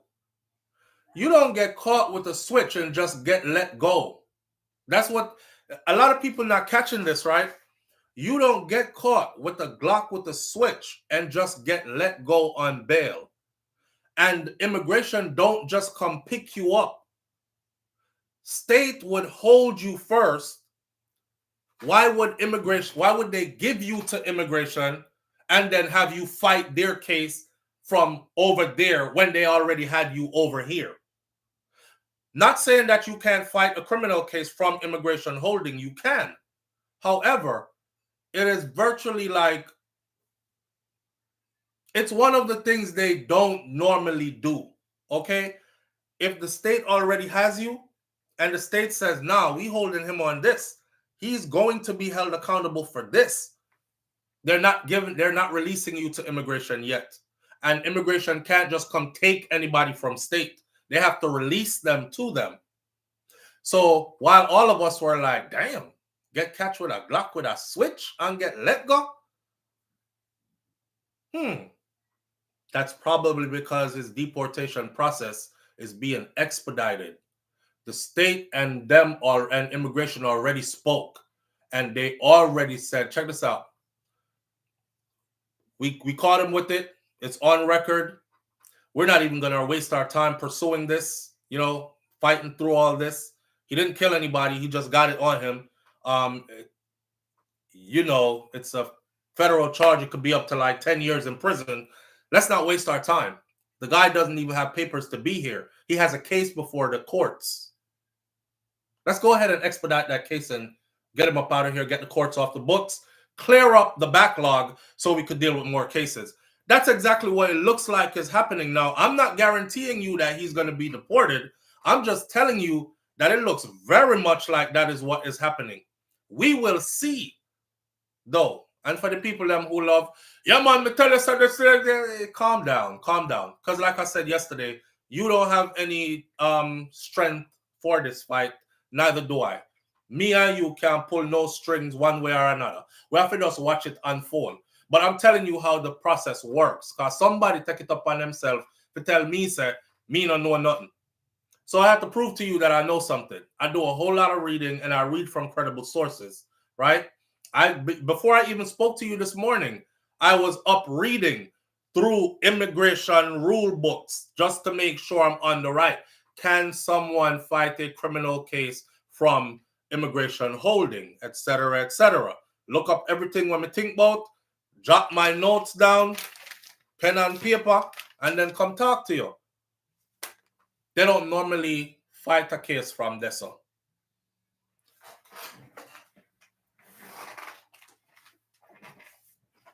Hello? Yes, this is he. Hey. Okay.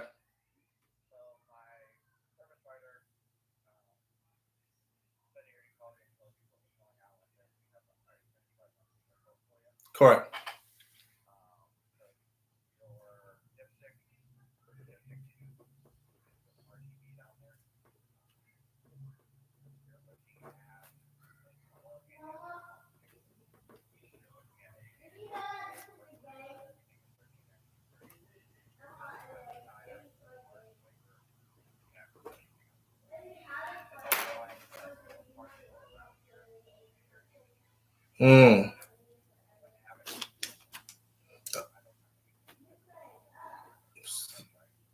So you couldn't get it done till Monday. Okay, well, set me up for Monday then. Yeah, and yes.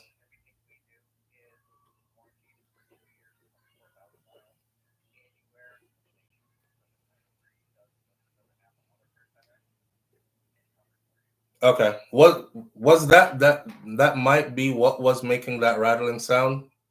The sound that went away. Okay. I mean, the vehicle drives fine. I just wanted to make sure that it was all right because it did that stalling thing yesterday. But when I checked the oil, and the oil dipstick was like, it didn't really have any oil on it, just a little bit. And then I put a half a gallon in there, and then the vehicle just ran fine. And I drove it for like 30, 40 minutes, no problem.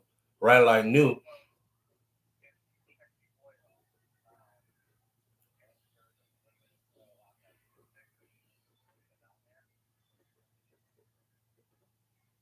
But I took the whole dipstick out.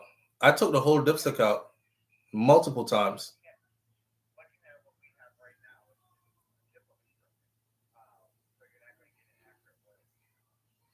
Yeah, but I'm telling you that when I checked it yesterday myself, that whole dipstick was not broken.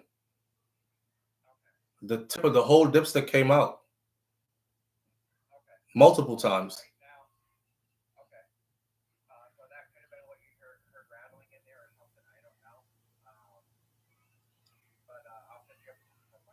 Okay.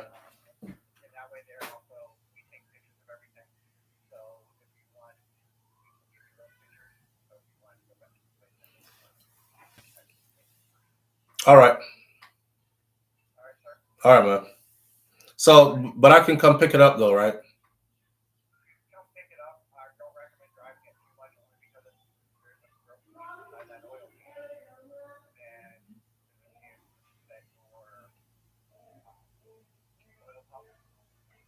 Okay, so I'll just leave it where it's at then.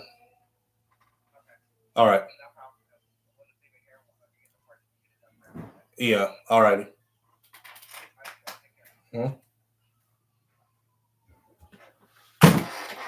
Man, I apologize. Listen, so yesterday, right, my truck stalled out wifey said the truck stalled. Like she did there one light. She was driving it. She was at a light, and she said when the light changed and she hit the gas to go, it wouldn't go. Like it would pull off slowly. So, but she drove home fine, and it only did it once. So when she come home, I checked the oil and stuff, and I realized that oil dipstick, for those of you who are not mechanics, but I hope the mechanic them can help me. The oil dipstick for the truck is a funny, like it was hard to go down in there. I even feel like it's not the right dipstick that was fit in it.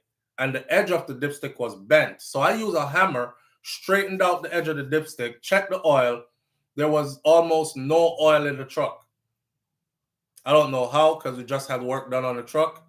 But whoever did it probably leak out the oil. I never put back the oil for some reason. So I put a half a gallon of oil in it and start the truck up, run the truck, drive it for almost an hour, like 40, 45 minutes straight.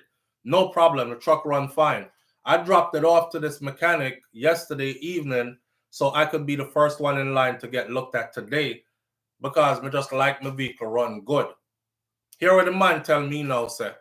$1,392 to fix the dipstick and the dipstick tube because they got to take the oil pan off to do it, and said that my dipstick, the end of it broke off in the tube. I checked the oil 4 times or 5 times yesterday, and that dipstick was all intact. When I dropped it off to them yesterday evening, my dipstick was all intact.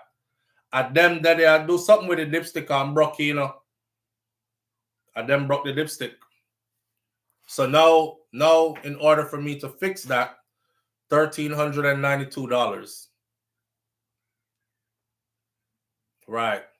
Kaz Robinson said, you're lucky your engine never freeze. Why would my engine freeze, Kaz? Oh, because it didn't have enough oil in it? Yeah, that's true. But the vehicle stalled. So for those of you who don't know, when your vehicle starts stalling, like, you know, it could be a bunch of different things. Of course, it could be fuel, could be compression, could be fuel injector, them call it, or whatever. But it could also be just simply you're low on oil. And if you drive it, I had a vehicle before where it was low on oil. I didn't know. I drove it till it was bone dry. And as soon as I make the turn on the road where I live on, I see me yard, you know. I mean, I go on my yard, my uncle hear, boom, bang, bang, bang, bang. It sounds like somebody took all the knife and fork them in our kitchen and put them in a pillowcase and was beating them on the ground. So I pull over real quick because I'm like, damn, what's happening to the vehicle? The metal parts in the vehicle were grinding against each other and breaking up and flying everywhere under the hood because the car had been driving for a minute with no oil in it. So ever since then, I learned that if your car starts, because that was the warning sign, and I didn't know. This car starts stalling out like that, stalling like that, is because maybe you have. So y'all check that first to make sure, you know, that there's oil in your vehicle. The vehicle can't run without oil. And if you don't have it, it will mash up your whole engine. My truck don't have a leak or anything. So obviously, whoever worked on it before didn't put the oil back into the truck. I had some major work done on it recently. WD-40 can clean your engine. I don't know about that, because hey, making work for himself, SouFLo, just to charge you. I'm sorry you never took pictures. You know, that's how I feel too, fam. Because the dipstick was fine. He might tell me about the dipstick break off and I did something. It wasn't broken off. I checked it. And I told him yesterday that I checked it and I add oil and the car was running fine. I just want him to check it out because I'm about to take it on a long run to Texas and I want to make sure it's all right. And him come tell me about dipstick broke off now. $1,392, my friend. Sucks. Don't forget to set your clocks back Saturday night, says Mel Mel. SouFLo, your daughter really favor you, you know. Which one? The baby? Malani?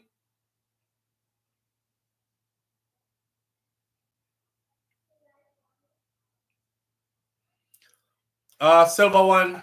Yeah, the car just stopped immediately. The car mash up. There was no oil in it and it mash up. The engine mash up. Take it back and go. Not this one that I have. This is an old vehicle I had before. That's where I learned that from. Oh, my baby look just like me. That's my baby, man. Take it back and just go replace your dipstick. Then check the oil again. Me can't just replace the dipstick. It's broken off into the thing. Do you know any mechanic friends that can look at it? You know what's sad? I had a mechanic, Jamaican guy who I was with for 17 years. And he did some shady stuff the other day, and I vowed to never go back there again. My truck was stalling out and throwing codes.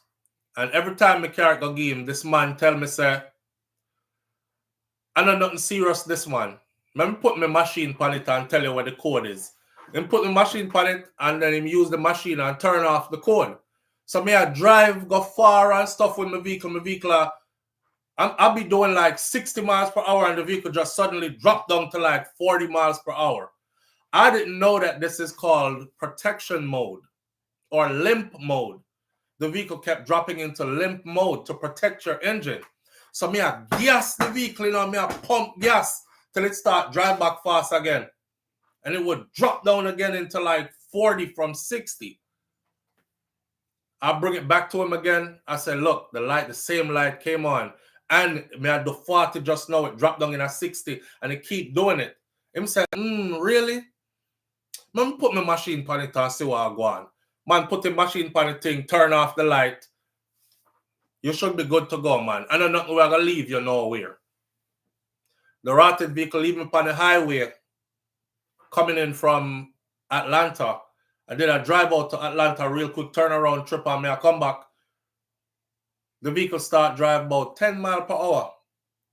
And it drove 10 miles per hour for about a good hour straight on the highway, you know, where everybody had done 90 and 80. So me in a slow lane trying with hazard light on, trying to make it. I say I'm making it all the way back home because I'm not calling no tow truck or nothing. Boy, before I could have reached my yard, I hear all kinds of sounds from under the hood. I say, yeah, the truck is done now. It's the same thing. The truck was throwing a transmission code all along. This man is not a transmission expert, but I'm thinking all mechanics are certified to fix everything under the hood of a car. I didn't know that is a special mechanic, the transmission. He's not qualified to do transmission, and him never tell me that. He just kept turning off my transmission code. Anyway, the whole engine mash up. When my car go give him, hear him now. Boy, you're going to need a new engine. I ended up putting a 0 miles engine in that car.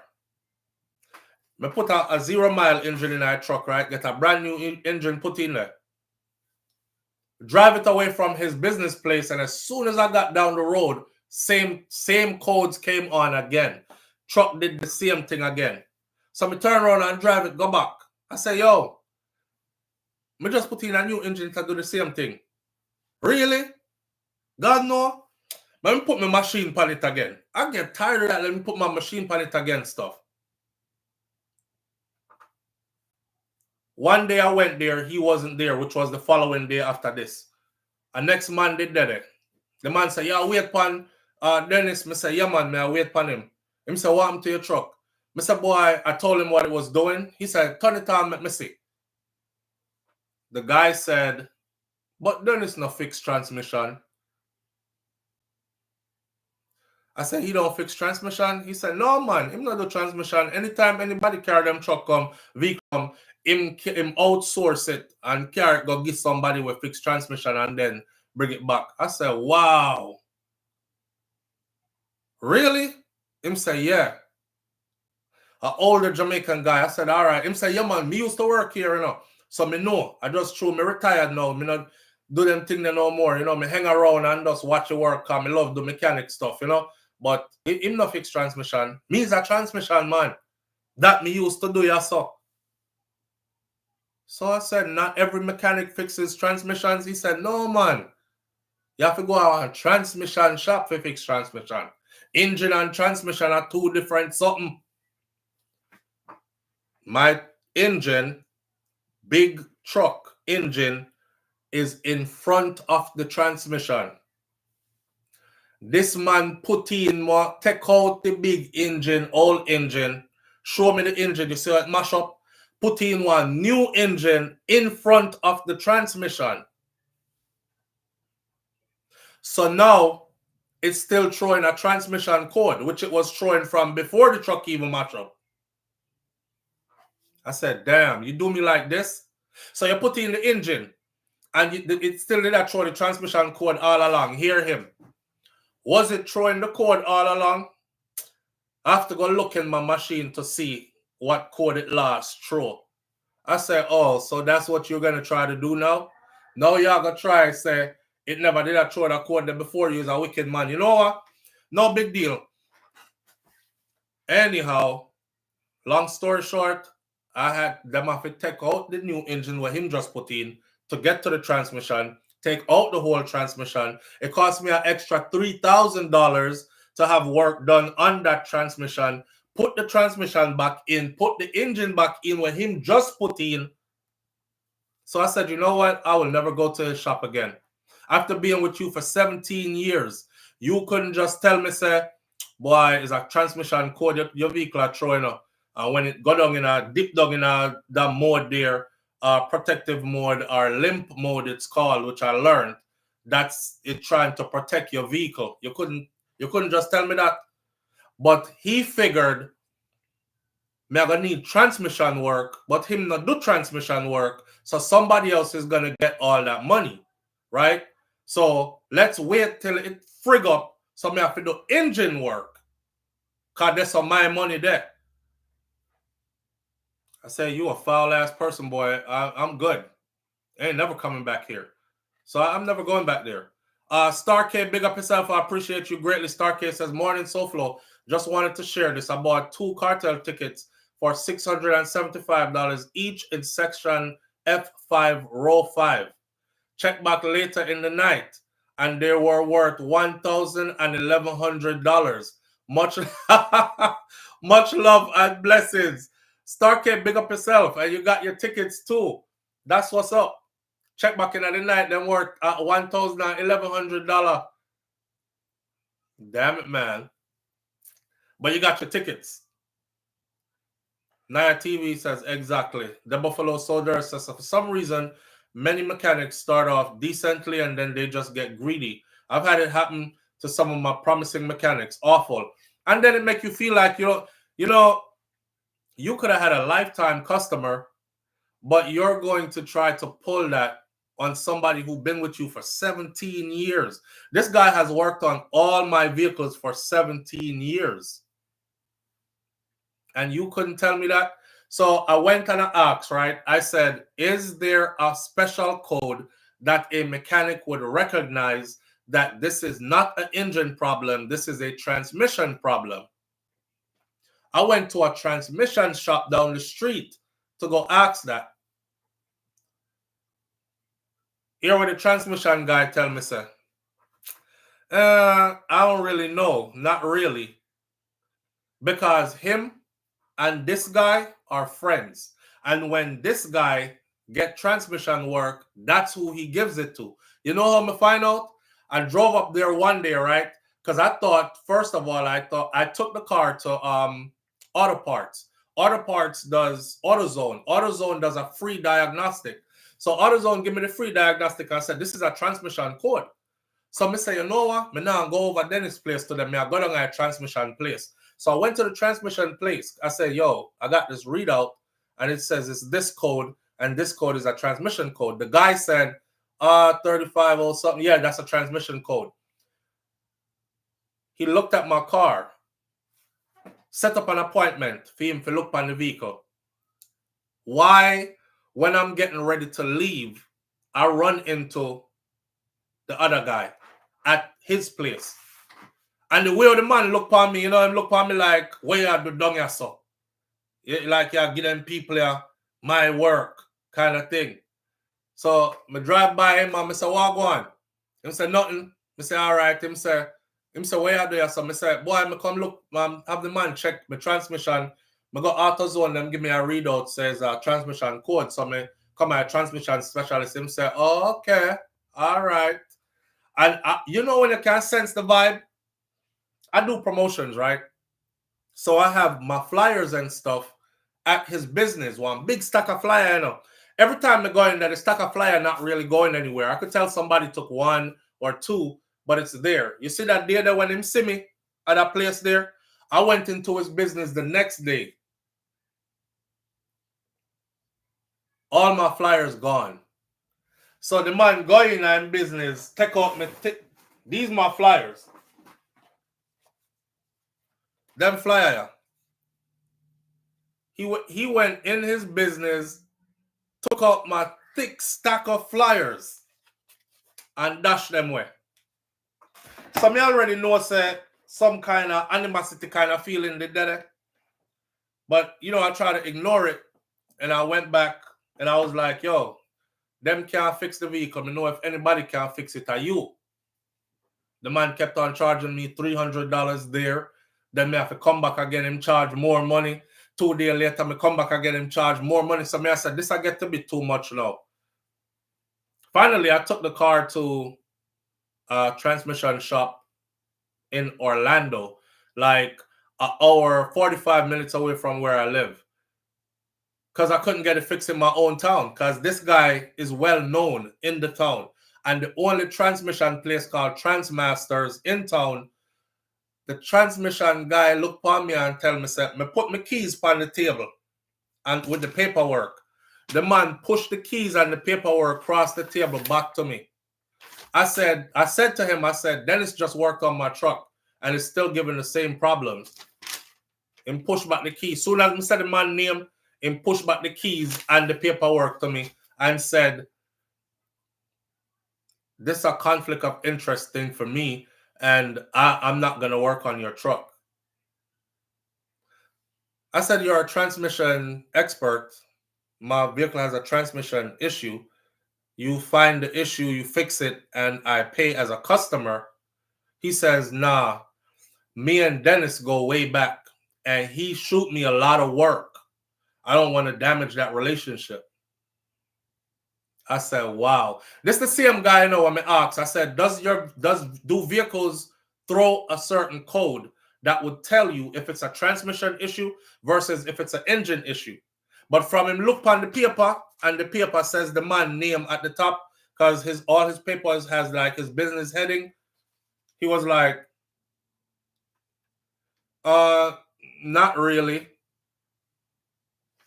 So when I was leaving to pick up my paperwork, I said, you're lying, because how else would a mechanic know what's wrong with the vehicle? If your oil low, the light come on for oil. If your gas is low, the light come on for gas. If you're having a transmission problem, something comes on that tells you it's the transmission. If anything else, it comes on that tells you that. So why are you trying to tell me that you don't really know? It's all good, man. It's all good. So I'm going to take up my stuff and left. But they're shady as hell. Yeah, Christine Simpson. I saw them move still. Yeah, the Buffalo Soldiers, the same man friend who act like him didn't know the code. Yeah. Because him don't know the code, right? And now it makes sense to me. He was acting like he didn't know the code. So when my transmission mash up, y'all gonna send it, gonna give you a friend. And he's gonna make a piece of money off of it. But you want it mash up first, because if it mash up like that, right, more than likely the engine is going to be affected also. So I'm going to need engine work too. So y'all going to get our money too. I'll never go back to that guy. Let me tell you something about supporting black businesses, especially our people. I'm all for it, right? And I encourage everybody to do it too. But here's my problem with it. You see, when I go to the white people don't look at me for anything else other than, let me do this job properly and cover all grounds so this individual can't sue me They fix it in a timely manner. I pay. I get a warranty with the work. I go about my business. I try to support my own. Remember, I know, me never ask this man if you know discount or nothing like that, you know. He over there talking about, me do something to it, you know. It'll work now. So me save you a whole heap of money today, you know. I'm like, just give me $300. That's what he said.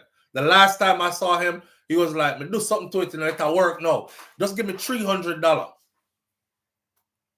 Save you a whole heap of money today, you know. This after me done pay the man's, was it $8,700 and something, you know. Just give me $300. I gave him the $300, $350. Drove away from his business, and the car did the same thing again.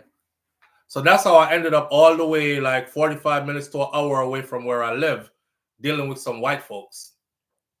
And I spoke to them before I even went there, and the guy was like, nope, we only do transmissions.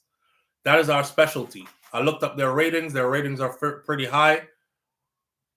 I got the vehicle to them and fixed the vehicle. Been driving like new ever since, until yesterday when that issue happened, when it stalled. So the message of the day, I guess, is this. We be wanting to support our own people, but our own people, a lot of them be doing shady business. How could you have a customer that's been faithful to your business for 17 years and you do something like that? I should have been one of your customers that you're like, yo, make sure Sam car fix good. Yo, tell him exactly what's wrong. You know, if you can't fix it, say I can't fix it, but I got somebody who I can send you to who's an expert in that can fix it. You should look out for somebody who supported your business for 17 years. You did some shady shit for 17 years of a business partner to your business. I'm never coming back. I'm never coming back. I would rather go give my money to white people now. And I'll tell you the truth. If me give me money to the white people and them fix my vehicle and never fix it too good, I wouldn't feel so bad. Because I would be like, yeah, that's what they're trying to do. They're trying to get money off ninjas. But I did it. But you? It's sad, man. It's sad. And then you wonder why you see black businesses don't last, right? They're up and then they're gone. I don't give a damn if you're around 15, 17, 20 years. Eventually, and I looked at him when I was leaving and I said, I'm going to leave you to God, I'm going to leave you to karma. That's it. I was going to go the route of actually suing him, doing Better Business Bureau, all that. I even wrote out everything I was going to do. I'm going to wake up the next morning and I was like, you know what? I think I still have the paperwork right here at my desk. I just woke up the next morning. I was like, you know what? I'm not even pursuing it any further. I'm not even pursuing it any further. I'm going to leave you to God and time and karma, and you will get yours. So whatever you do, man, you try to build something, but you tearing it down spiritually, and eventually it's going to physically tear down. You're going to have to end it. You're going to have to end it. But it's all good. You need for pre-record the outfit, check and add it until wife's schedule shift back. That way the princess still get to shine. Just my opinion, cause you spoil away. Trinity LB. She didn't go to school today. She's here. I try not to judge all black businesses by my experience with one, but I understand your pain. See, JC, that's what everybody always says too. But the problem is I keep running into this though. From multiple black businesses, just bad experiences. I don't talk about it because I'm trying to still support them. And I even tell myself, I say, you know, you go to the Chinese people's store, you go to the white people's store, they treat you in there like you came in to steal something, and you still go back and you still spend your money there. So, I mean, don't be so hard on your own people. I'm that kind of guy. I'm that kind of guy. Live on the air with SouFLo. Good morning. Sorry, bro. Morning, family. What going? I think the engine is burning the oil, bro. Yeah, look like it. Hello. Yeah, the engine burned out the oil. That's why we don't the oil. So I guess we need to check it often. Yeah, and it's not leaking. No, it burned the oil. It doesn't have to be leaking. It can burn the oil. Right. I think so too. Yeah, it's the type of engine that the car has. Yeah, man. I get that. I get that now. I think so too. I understand that now, though. All right. But all right, thank you. Yeah, that's what I think. I think the engine is burning up the oil. Could be, because where else would it go? It doesn't have a leak. But you know, I just shouldn't. I don't know. I just didn't want to bring it there yesterday, and then I did, and now I got 1,300. Whatever, man. I'm not even gonna dwell on that. You know, life goes on, especially your own Jamaican people. Them, yeah, especially them. Same like Frankie on Old Winter Garden, who sell vehicles in Orlando. Go around people. It's sad, but it's something you can't get away from. It's just that some do it more than others, but black and white. Yeah, but my experience is when I deal with white people, I get my shit done for the money I paid for it. Look, when I took that vehicle away from him, right, and I brought it around the corner to a white shop, and that white shop has black people that work in it, but it's just not owned by a black person. They did my AC system, put in a whole brand new AC system, because the AC system is a big truck, and the truck has two different systems in it. So you have the back AC system, the front AC system. My front AC system would go out. The back would still be cool. My kids will be sitting in the back and they're like, oh, it feels cool and nice back here. I'm up front burning up. So I ended up getting it fixed. Boom. I fixed it, drove it for 3-4 days. The AC system went out in the front again. I called the guy. I said, hey, I just fixed my truck there, my AC system. He said, is this? Said my name because my number came up in the registry. I said, yeah. He said, is this the guy with the truck? Blah, blah, blah, blah. I said, yes.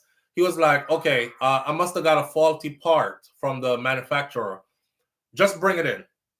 And I'm sorry for the convenience. And I brought it in. He replaced it with a new part, gave me a 2-year warranty on the new part, and didn't charge me a penny for anything else. I said, cool. About 30 days later, the AC system gone again. The same one up front. Call him again. He said, oh man, this is embarrassing. I'm probably going to have to start getting parts from a different manufacturer because I'm pretty sure it's a faulty part I might have put in there again. And I got it brand new. So he said, you know what? This is embarrassing for me. So I'm going to go straight to the dealers.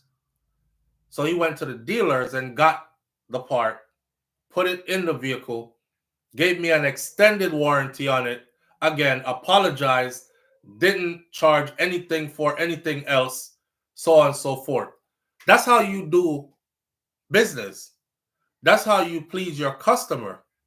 My man that tell me about give me $300 more. After I just spent like $7,000 or $8,900 and something, almost $9,000 on it with him. Him tell me about give him $300 more so he can look at the transmission problem. Remember, I know him a transmission person, you know. And I'll know him still didn't tell me he's not a transmission person.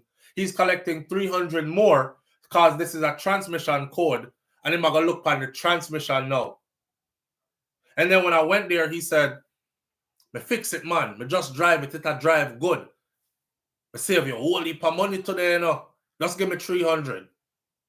So I gave him the 300. In my mind, I'm like, I never asked for no discount. I just wanted my vehicle fixed properly. I drove down the street. The same light come on again for your transmission. and him just take $300 more from me or $350 more on top of the how much the $1,000 me just pay. So yeah, I brought my BMW to a dealership because of the bumper. Long story short, the dealership with my insurance came together and totaled my car. But for what it's worth, I do prefer to go to the dealer.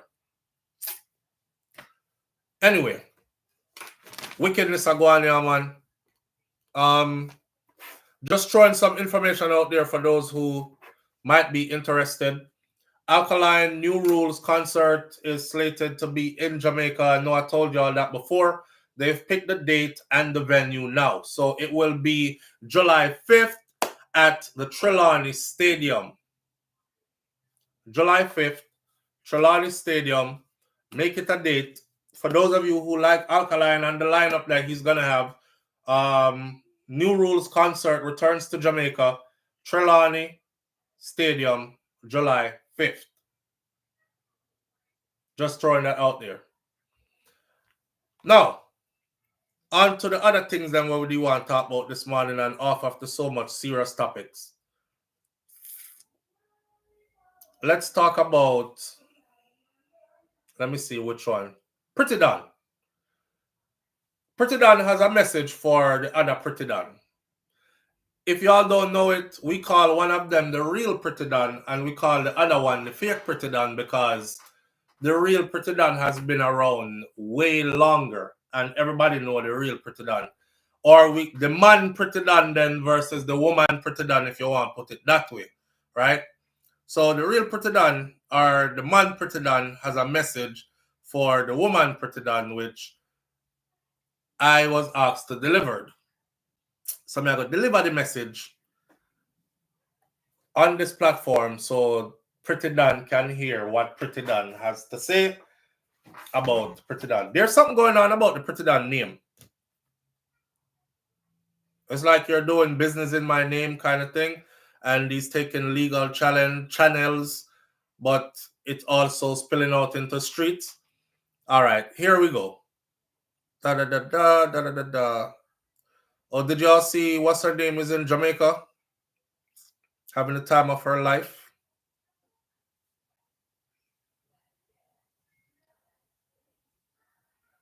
So I can't find Pretty Don.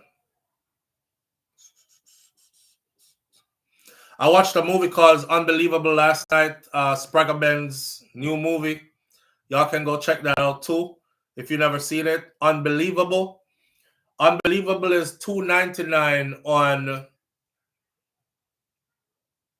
Amazon. But Spragga is the person that said you can watch it for free on Tubi. So I watched it for free last night on Tubi.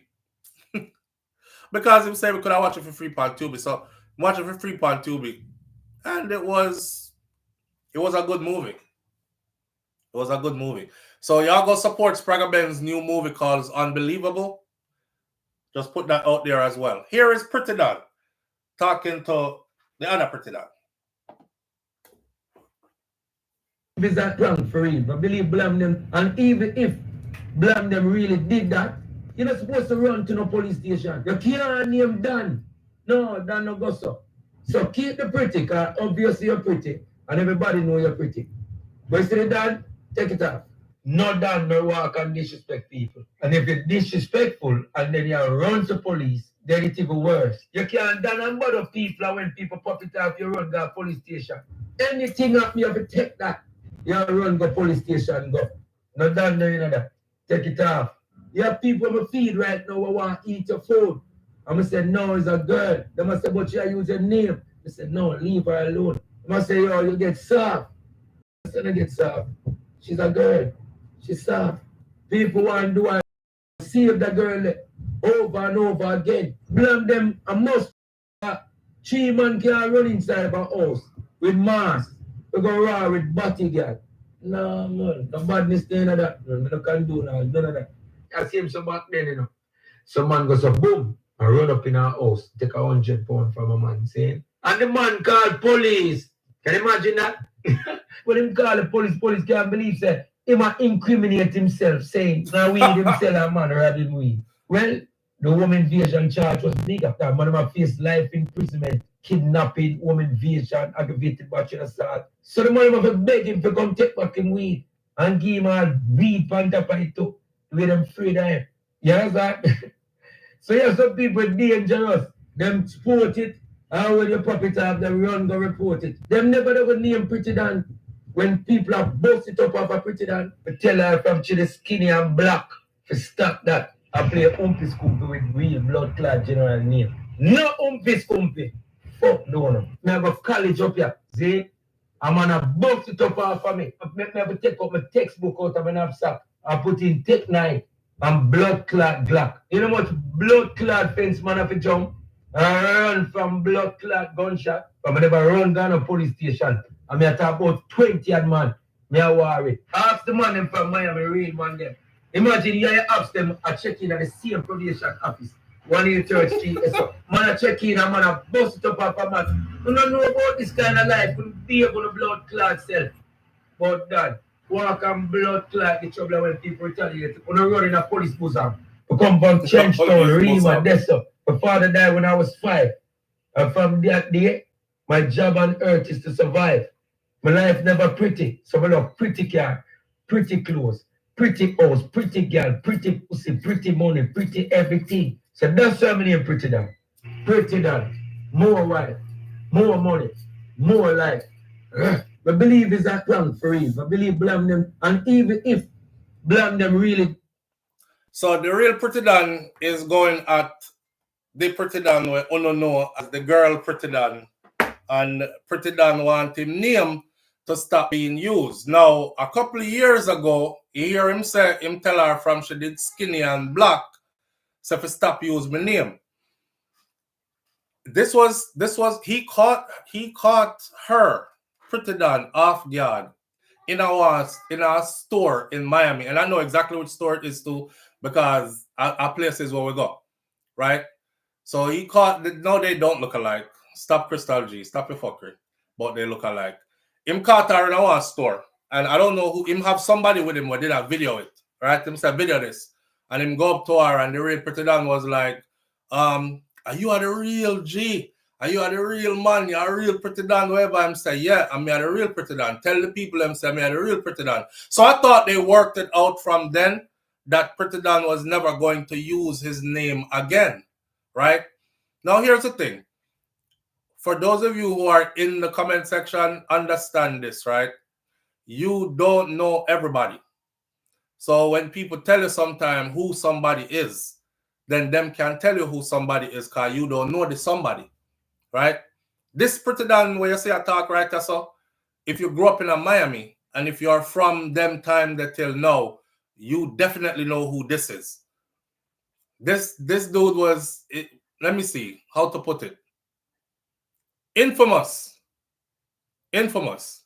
So I was surprised that the Pretty Dan who is using that name as Pretty Dan right now was actually using the man name as Pretty Dan. I even asked him, I said, how come, because when me start hear about Pretty Dan, this Pretty Dan that, me I say, me know who that is already. Know who that is from way back when.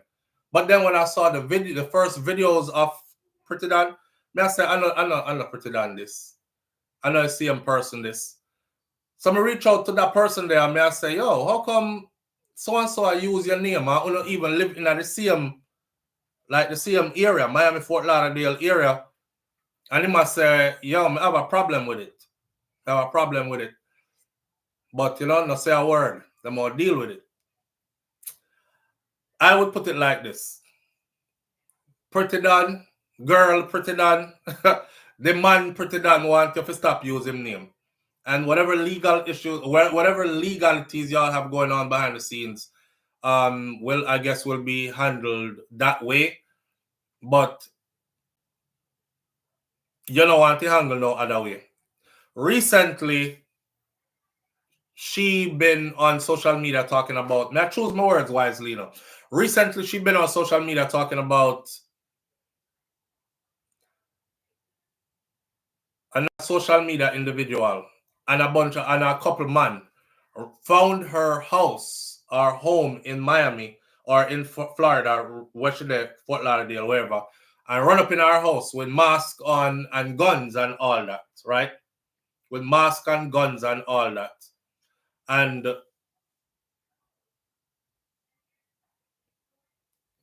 that's what he was addressing right here. Now, Dainty is saying that's her name for King Biggs. Them people here, I'm not gonna argue with Dainty or none of them. What I do know is this. Let me tell you something like this, right? And y'all know me. You can look me dead in my face right here. Let me tell you something like this. You can go and throw a battery in a people back until them spread out a roadside. Because when them spread out a roadside, right, you're the same people who are going to just be like, oh, God, them dead and gone. Let me go find somebody else to entertain me with them stupidness and them friggery. And you just move right along. Your life is not affected, right? I'm putting the message out from somebody who knows way more. You see King Big's comment? You see King Big's comment? The pretty damn where you see a talk here, so. Ask anybody who, from them time till now in Miami, if you know anybody that is heavy, you will know, sir, this is not somebody to play with. Me even ask the brother, I say, chill out, man. Like, you know, and he must say, no worry, man, me I handle it. I say, all right, handle it, my G. Me not put no battery in nobody back. If I was to look at the other pretty dan, the girl pretty dan, and tell the girl pretty dan anything, me I say, girl pretty dan, try find a way if you fix that name there a different way. Because it's like a bad omen. It's like a bad omen.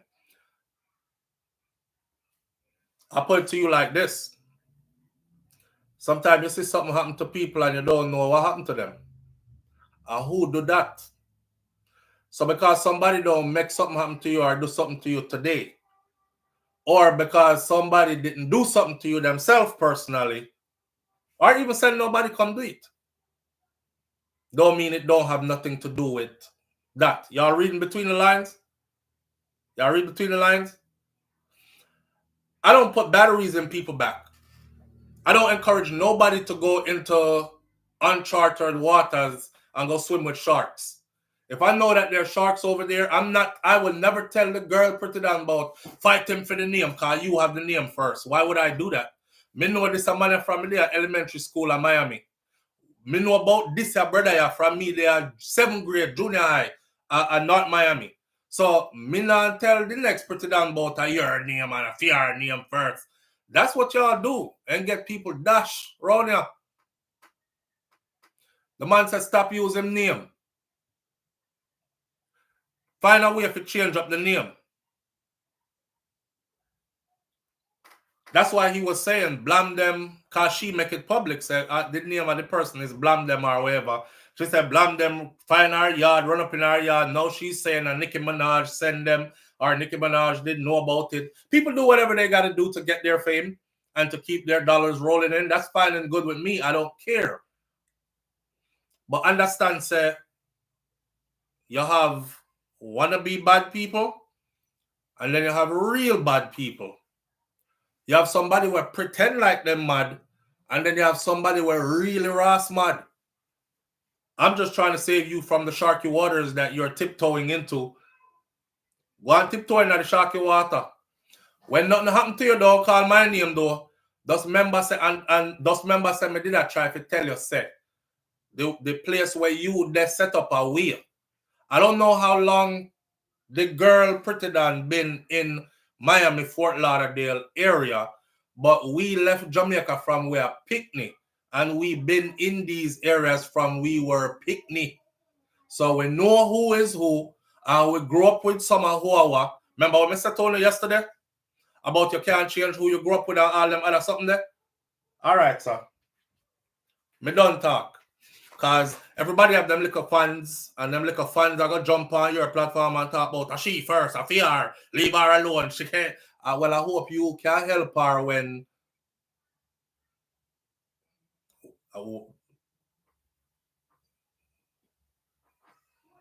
we don't need words. We don't need words. Yo says the man Pretty Dan is the original one. A lot of you guys just don't know it. SouFLo, did you see Pretty Dan on the Fix interview? No, me not see it yet. Should do a Fix interview. Me go watch it. Me not see it yet. See, Pretty Dan and them is not people that I follow up either. And I told you all this before. It's not because I don't like people. It's because I try to keep my content, my style of delivery, everything like that, authentic to myself. If me follow other people, I might end up sounding like other people. I might end up imitating how other people do them thing. So me try to follow myself only. And then if I'm watching stuff, I usually watch outside of my genre, right? I'll support people like me read past and my sister Alkaline concert coming to Trelawney Stadium July 5th. Me read up on that and tell the audience so they can go support another Jamaican brother. I'll tell you about Unbelievable, which is a movie, Spragga Benz and Super Twitch, a movie which I watched last night. But to follow other people around and me don't want to end up sounding like or doing my thing like how them do it. I have a way that I do stuff. So it's just me trying to keep me authentic. That's it. But I'll go watch it. You know, every now and then I do tune into the Fix. Like when Vybz Kartel did his interview there, I tuned in. Before the Vybz Kartel interview, I can't name another interview I watched on the Fix. I used to watch the Fix back in the day. I probably Rapper Crapper interview was the last one I watched on the Fix. You know? I might have watched one or two more after. I don't know. But for sure, you how long ago. So me not really follow up like that. That's why man I said, you start stuff and then you run going a police bosom. Did he trademark it? His attorney, he did a video with his attorney. His attorney said he trademarked it. His name is trademarked, and whoever is doing business in his name will see them in court. So they're pursuing it from the legal perspective as well. I thought Pretty Dan would have made some changes. The girl would have made some changes to the name. You can tweak the name, you know. You can tweak the name a little bit. For instance, SouFLoTV, right? SouFLoTV. I seen somebody with SOUL, Soul FLOW, SouFLo, which is different completely from SouFLo. So although it sounds alike, it's still different, right? Right. So you can tweak a name differently and still get your business going. Personally, if certain people was telling me to change a name when me did I use and me do my history and see say it connected to X, Y, and Z, me would have changed it long time just to avoid all the other possibilities of what can happen. I'm going to talk between the lines again and say this. Miami and Fort Lauderdale is not pretty like you think it is. I'm going to just say that. So you have to be very careful and make sure you're good with who you're supposed to good with. I'll say that. Right? What are you talking about? I did apologize to King Biggs because I didn't know. I say, I'm sorry. What's the problem with that? Just a question. Identity. I mean, I talk to Identity. What are you talking about? Identity, me left off of you a long time. I'm not talking to you. I'm speaking in general. And I didn't know you had to say sorry to. Where I said sorry to King Biggs for? You never hurt him. It ain't that serious. When you wrote it, it wasn't a question, my friend. When you wrote it, you said it's her name first. That's why I responded to it and said it wasn't her name first, right? If you had put a question mark there, I would have answered your question and said, no, man, you have it from way back when. Yeah, like 1990, something like that, right? Have it from way back when till now. So that's that. Pretty Dan name is very well known. All 90. Yeah, and we not talk about the rotted, that Pretty Dan, the girl Pretty Dan, neither. And very, very well known in Miami, Fort Lauderdale area as well. Very, very well known. So you operating in a man's name, some people gonna have to talk to you in a language that you understand, I guess. Me not push nothing upon nobody, you know. Me put the message out there, and I just hope somebody act with some sense. Now, what we can do as an audience is try to help Pretty Dan, the girl, to figure out how if it still sound like or something close to what she operating with. I'm guessing if she changes that name, she's gonna have to change up all our social media headings. She have to go change up all our booking something what she have in the works already. She have to go, you know, like when you print out 10,000 flyer and the 10,000 flyer says SouFLoTV, but you change it to SLOWFLOTEEV and something you say I have to go change it now or something. I don't know. She might have business riding on that name and she have a problem changing the name. We can suggest some names for her. Suggest some names for her. Remember, some questions ask like statement. Some statements ask like questions. You did it yesterday. All this over a name and let the court sort it out, but it sounds like you want to take it to the streets, says Kaitaja Empress. Well, Kaitaja Empress, me and you can sit here and elaborate. Not elaborate, you know, and elaborate on what them want to do about it. That's a for them business. I'm just speaking from a point of safety, where if I was that individual and I called them book a street already, me see the video. I actually shared the video a couple of years ago on SouFLoTV. Them book her up in a street already, and I want to store them corner her up already. And she was in there talking about, you are the real Dan man, you are the real Pretty Dan man. No, I'm not going to use the name again, blah, blah, blah. All right, then. Still, I use the name. Things be happening. Things be happening. And I'm trying not to have things happen to me. So, me flex a certain way. I would suggest that some people try not to have things happen to them and flex a certain way too. That's all me I say. Right? Miss Pretty Dan. Mel. Wait there. Let's go with the suggested names. Suggested names have been put in the chat. Sean Cassell, she could change it to Pweeti, Pweeti. Pweeti. She not gonna change it to that one. That one that sound like a listung. A Pweeti Dan. It sound like she could change it to Pweeti Dan. She could change it to Precious Dan or Beautiful Dan, says the Buffalo Soul the rest. I don't know. Pretty Dan, the girl Pretty Dan look like somebody where would have two gun up and you go on rough like, you know me I say, me I say me G. I don't see Beautiful Dan or Precious Dan fitting. That's just me. But it's a good suggestion if you want to run with it. Now Mel said Miss Pretty Dan.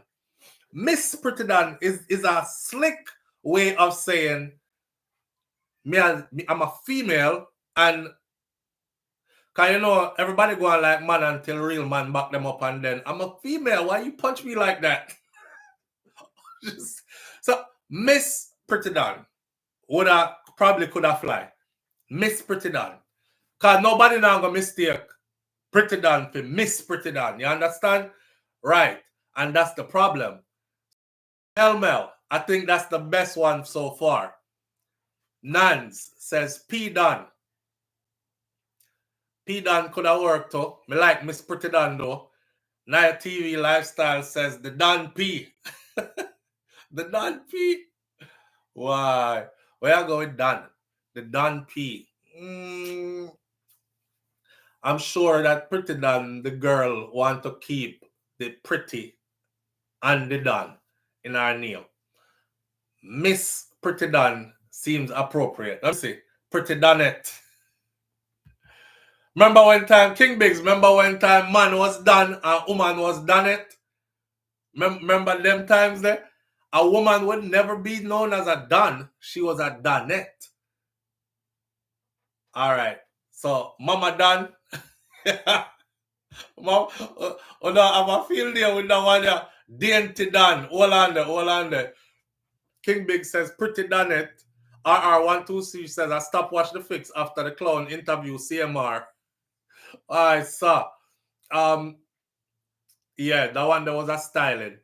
Crystal G says, anybody know her girl name? No, me don't know her girl name. Saben TV says, Dainty Don. Dainty Don could have worked. Dainty Don could have worked. I like, what's your name that one though? Let me go back up the chat. Miss Pretty Don. Me like Miss Pretty Don. Because nobody is going to, nobody not going to mistake the man Pretty Don for Miss Pretty Don. It have a miss on it. So definitely run with the name if you have a miss on it, right? Dainty Don could have worked too, but nothing about her not dainty. She seemed very manly to me still, so, but let me see. Mama Don, Pretty Don, and Don Pretty, or Don Pretty, or Pretty Don. Hold on there. Live on the air with SouFLo. Good morning. Morning, family. Quick. I think her name should be Pussy Don. Pussy Don. Mean as she's a butch. Jeez and peace. Yes, sir. Is it she a butch? No, I'm just asking. Yeah, well, she says so. No? Yeah, but look, so she want to keep the P. Stop me, just go with Pussy Don. Pussy. But I want to shout out to the man though. Respect. You heard what the man said? Uh-huh. He could never, ever go beat up a girl, a lady, however you want to put her in. Right. So, heads up. Hats off to him. Man, that's true. Bye-bye. Big up. Easy. Bye. All right. Yeah, he did say that. Because, listen good. Enough people are asking him out in these streets. I'm telling y'all, enough people are asking him out in these streets, yo, why you letting that go? Why you letting that slide? Step on that. And the man I say, is a girl, yo. And them I say, so what? Step on that. I'll do it for you then. Even y'all tell him they'll do it for him then. See? And then I said, nah, yo, lower. She's a girl.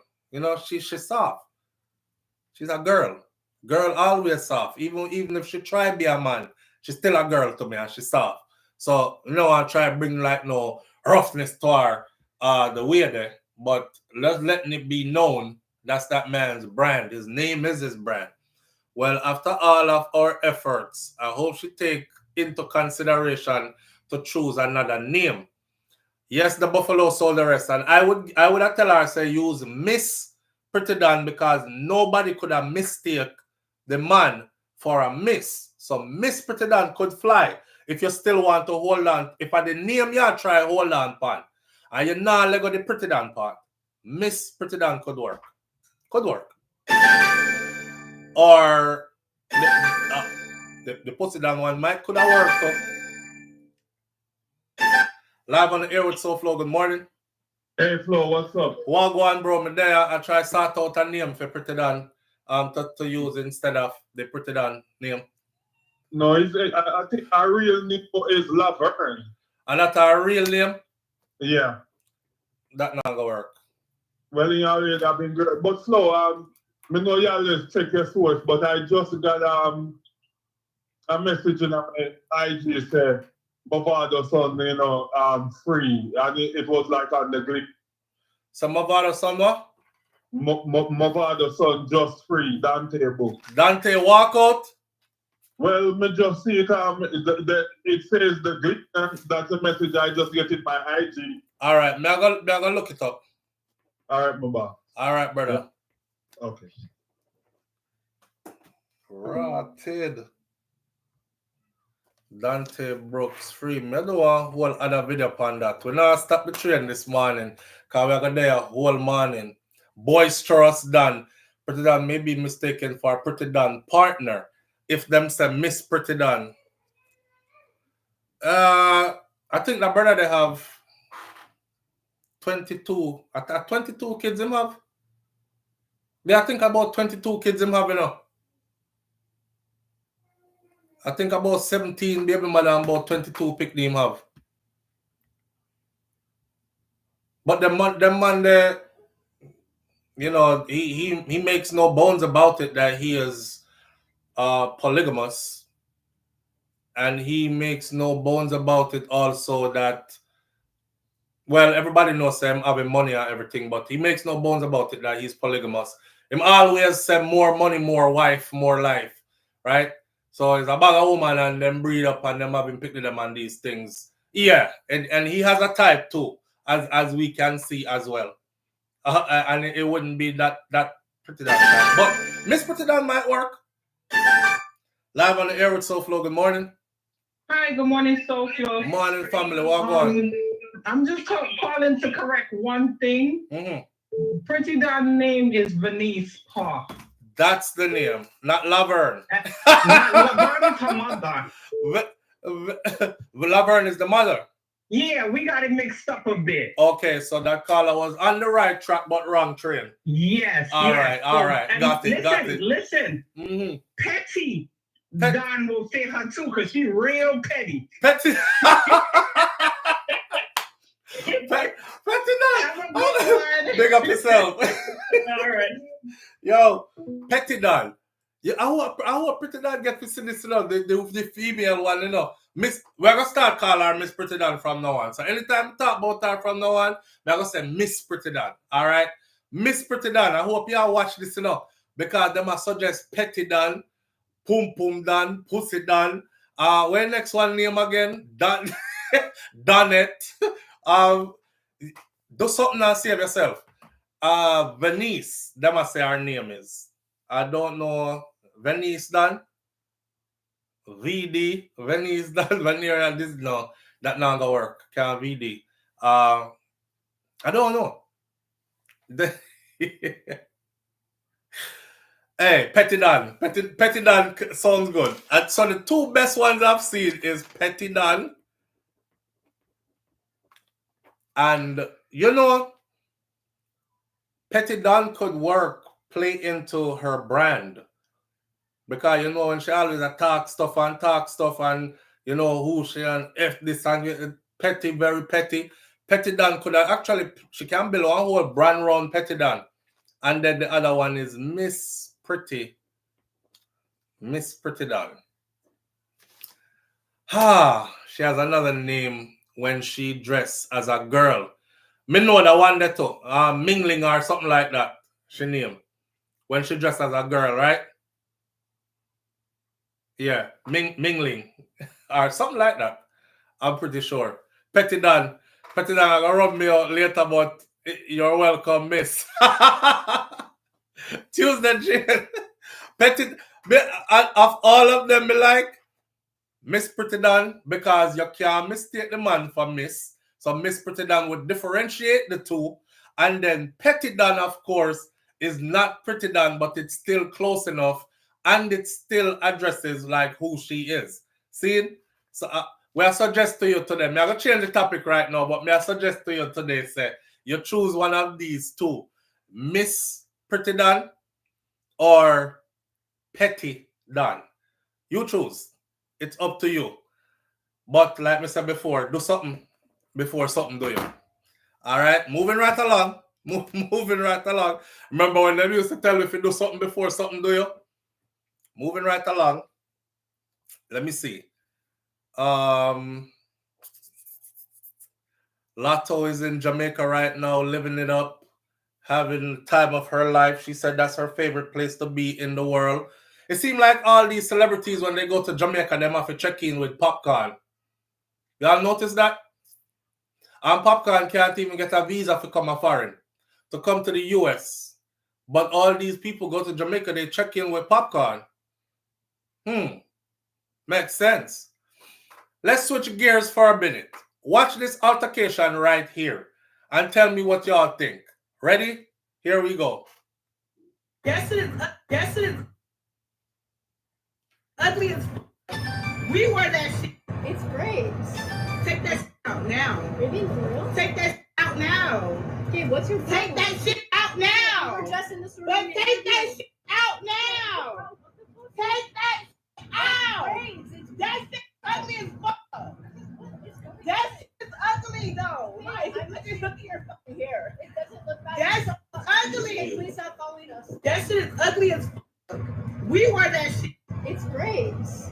Take that shit out now. Are you being for real? Take that shit out now. Okay, what's your problem? Take that shit out now. We're just in this room. But take that shit out now. Take that shit out. Braids. That shit ugly as fuck. That shit is ugly though. Like, look at your fucking hair. It doesn't look bad. That's ugly. Hey, please stop following us. That shit is ugly as fuck. We wear that shit. It's braids. Take that shit out now. Are you being for real? Take that shit out now. So this is a young lady, white girl, who she says this was yesterday in Florida. This happened to us. This lady chased us down the street for me wearing these braids. She was saying to her, we were just in the same store and you didn't have a problem. You didn't say anything. What's wrong with you? Like, leave us alone. Stop following us. Can you please stop following us?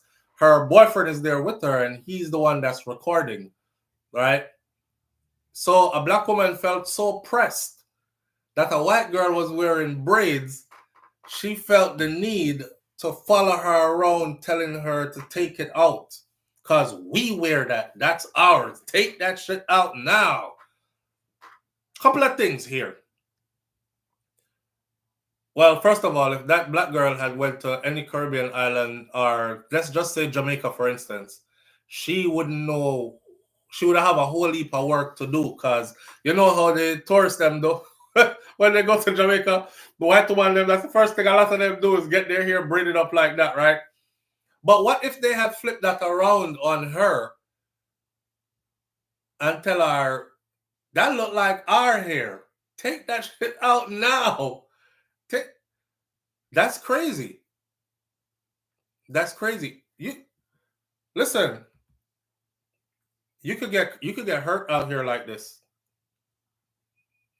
Do you know that stand your ground does not require you to put hands on somebody? It just requires the person to feel threatened to the point where they feel like their life might be at stake, and then they respond. T95 South say, I just saw a white patient here yesterday with boho braids. Starcase says, this is sad. Every race that goes around with braids, they're paying homage to the black culture, and everybody knows this. Right. So are black women paying homage to white women when they wear their straight weave, or are they paying homage to Indian women when they wear the Remy, Indian hair extensions? Or so if Indian walk up and tell them to take off the wig, them would they be all right? I don't want to know, King Biggs. I don't want to know. The Buffalo Soda says when they go to the islands, they really stand in line to get the plaits or braids right off of the ship in the Bahamas. So you see, she would have had a lot of white people to argue with about it. No, black women are not fashionable and beautiful, and we like to switch it up. Oh, so only just fashionable and beautiful and like to switch it up, but when they do it, they're paying homage to you. Because them want to be like you. But when you do it, you don't want to be like them.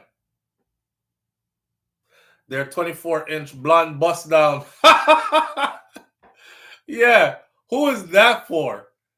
Who is that for? That's just fashionable. Black culture has been used globally, and it would be the smallest corner of India. You'll see somebody in a little hut rapping. We just dig like that. Night TV says, my sister-in-law is Caucasian and wears braids all the time. I've never felt any way about it at all, says Nans. Yaki 17, only 13. The Yaki 17, curly 13. King Big seem like you spend money for some of them there. already that Yaki 17. Here's my point, man. My point is this. Because I definitely see a lot of black women dressed in ways, accentuate themselves in ways that I could say, you definitely trying to be like a white girl. And I've seen white women who carry themselves in ways where I definitely say, that's a staple in black culture, You can look upon them sometime and say, I bet she one black man. Or she must have just come back from one of them Caribbean islands on vacation or something.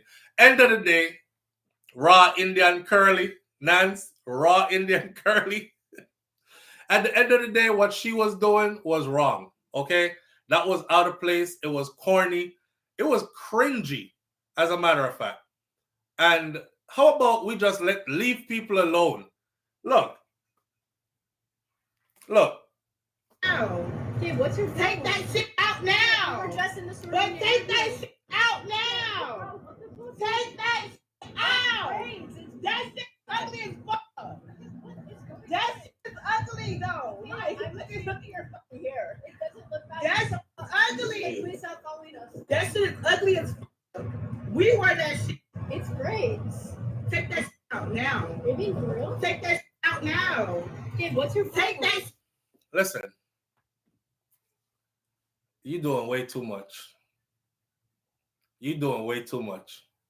I don't give a damn whose hair it is. I'm not following nobody down the street telling them I'll go sit in my car and talk about you.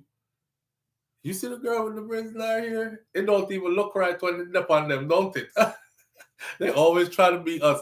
I'll go in my car and go do that. But I'm not following you down the street, but take that shit out now. Take that shit out. This is how we walk ourselves into situations sometimes that we can't get back out of. That we can't get back out of, People have a right to defend themselves. People have a right to defend themselves. And I'm telling you about the stand your ground law in Florida. It does not require somebody to pull out a knife or a gun or be coming at you with full speed, and saying, I'm going to kill you right now kind of thing. It could be justified in a situation like this. Told her 10 times, stop following us. She kept following us. She kept reaching for something. I don't know what she was reaching for. She was super aggressive. You seen her on the tape. And I pop, just to save myself. Because I feel like she was going to harm me. And then, of course, you would have everybody out here. You didn't have to shoot that girl. She just didn't like your hairstyle. Probably under that bonnet is the Indian hair or the blonde wig. Right. No! I bet you the woman here dry. What? Woman here dry and sick and cornrow here. Ooh. That greasy bonnet there. I saw. Man, leave people alone, man. Yes. Me and my coworker said they never would have done that. What she did. I would have never done it. She's a troll, but she a real life troll. Now, skip from that, right? The man them time to take a beating. Now, watch this. I want y'all to watch this one closely, okay? It might not have much sound to it, but... Please believe these flows teach egos to freeze and then recede. I'm C4 beneath your Jeep. Okay, hold on. I have to turn the music off because copyright, you know the copyright something go already. We don't want to be hit with copyright charges. All right, ready? Check this out.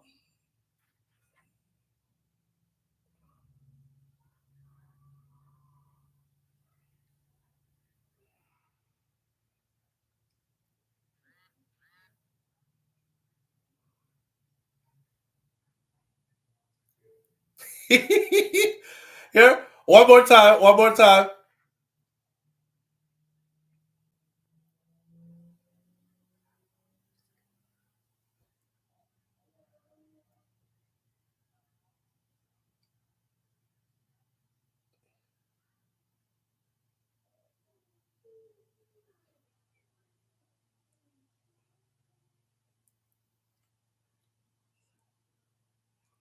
I do this every now and then.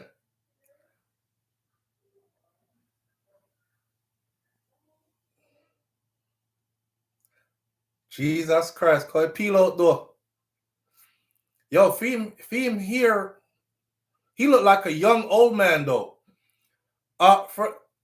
In the beginning, like right here, he looked like a young old man, right there. That boy looked like his body confused. They don't know if they want to be 75 or 25. He looked like a young old man. And right here, he looked like about 25. Yeah. Hit it from the back. That's that baby daddy starter kit. Just don't have her pulling on your hair. That's that baby daddy starter kit. What? Wait there. Oh no, I'm growing mines out. Cause I do something with it for the summer. Yeah. A new style for the summer. But then there's still women out there saying, I can never be with a man that put that on his head. Just go bald. Just get it over with. You know what I'm starting to think? I'm starting to think you jealous. You jealous because men found a way. See, all these years, y'all had all those enhancements, right? You can wear 50 different wig, 100 different wig, look different Monday, Tuesday, Wednesday, Thursday, Friday, Saturday if you feel like it, Sunday, Monday, right? All over. You can fix up this, put on makeup. We put on makeup, go out the door, them say, but man, we can't put on lashes and liners and lip this and that. So y'all had all this stuff. And now the man, them finally got something for themselves. I could never be with a man that's like that. Just cut it off bald. Bald men are sexy. I think you just feel away. Because you know, say, if you see him, and if you see him, man, he looking bad, you know, it don't mean that he gonna always look bad. He might be looking like that with you, but the next time you see him with Teresa, he might be looking like that. That boy done leveled up. Yeah. So you had the 75-year-old 25-year-old, and now she got the 25-year-old 25-year-old. That can't be him age. I don't know. I'm amazed though. I am amazed. We've come a long way. I remember I had a teacher, like, you know the Donald Trump piece that the wind used to blow and Donald Trump's hair used to flip up like this, and he used to try to hold it down by the tarmac. I had a teacher in Miami that was like that. His head, he had the hair piece, the toupee, and it looked so different from the rest of his hair. We would laugh our asses off. Because, I don't know, sometimes we must say something and like he might shake or something, and that thing, like, it wasn't fastened on properly, so that end up catch over here, so, and it would have sweep it back this way, and it would end up over here. And so we would just have a good laugh with it.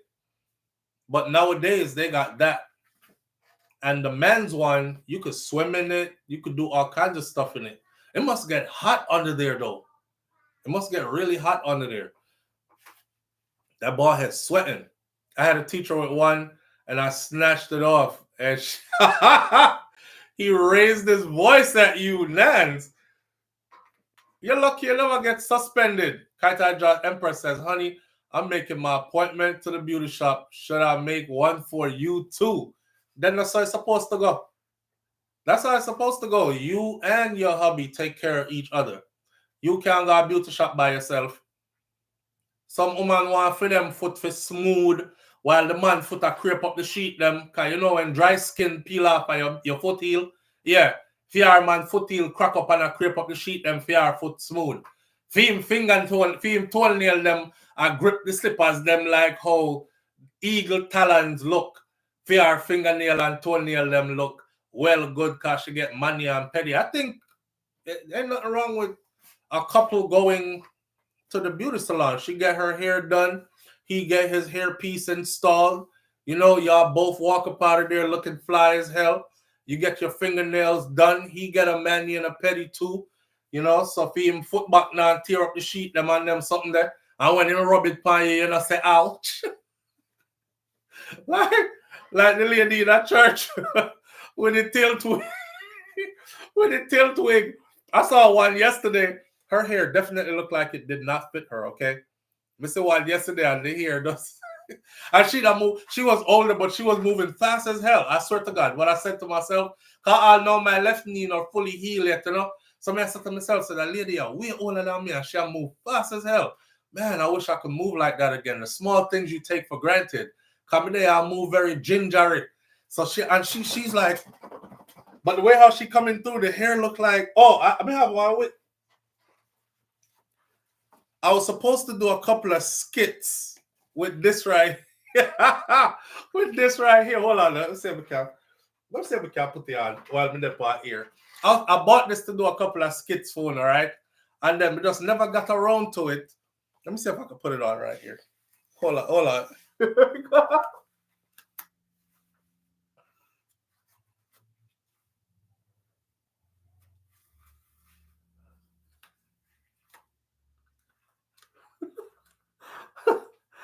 I saw.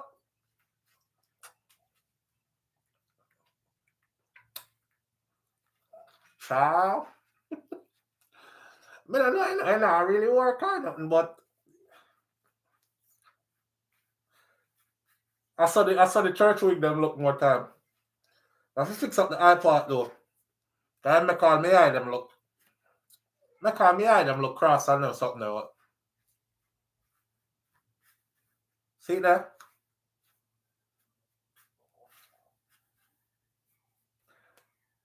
Them wig there. Take off this Ross before.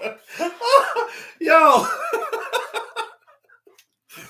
I bought this to do some skits, yo, but we just don't work it in yet.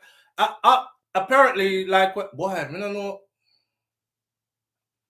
I have a piece of nose there.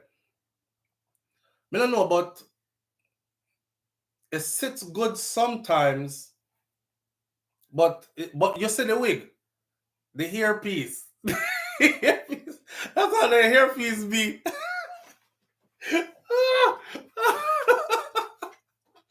Oi,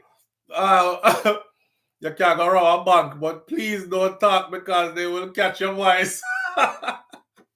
Mister, if you give me the whole of the money, put it in bag. I don't know, I can't do. I even had to ask my kids, I said, what this look like? It look like a man. This is me developing a character. Let me tell you, all right? So I had an initial thought, and my initial thought was, come never want to wear no wig.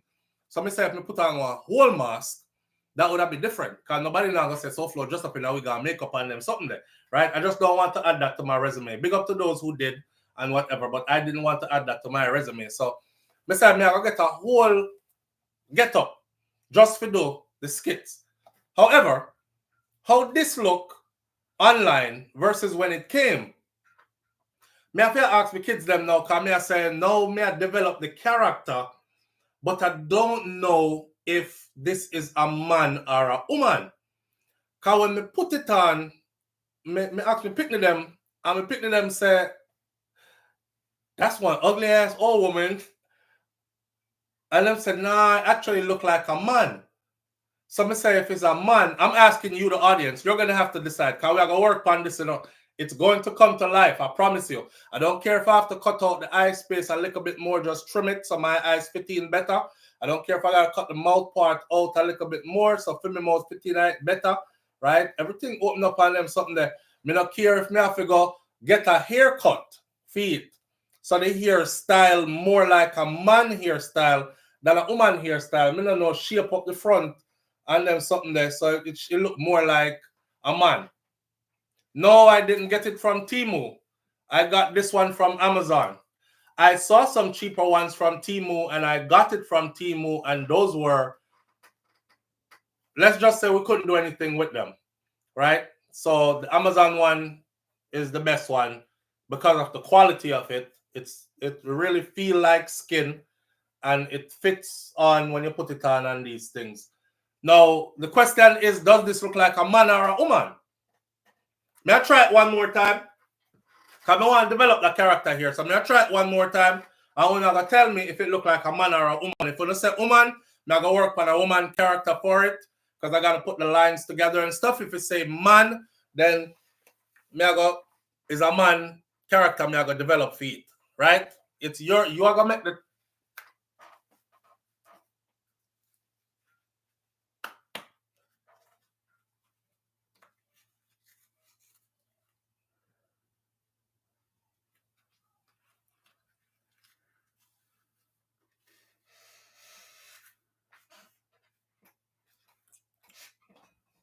Look like what?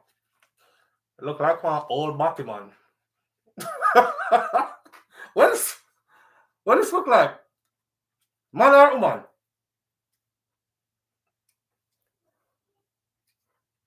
Lord.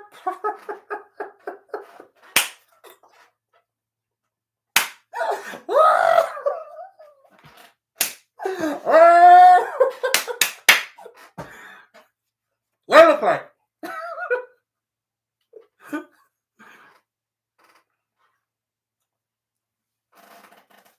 Wanna talk to me now? Is a man or is a woman?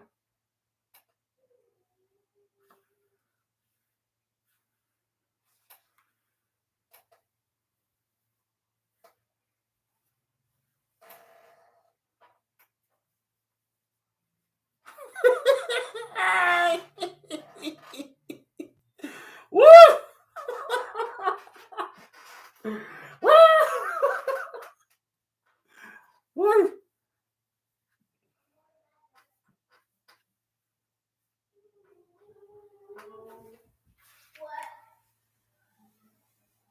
I think you look like a man now. Man?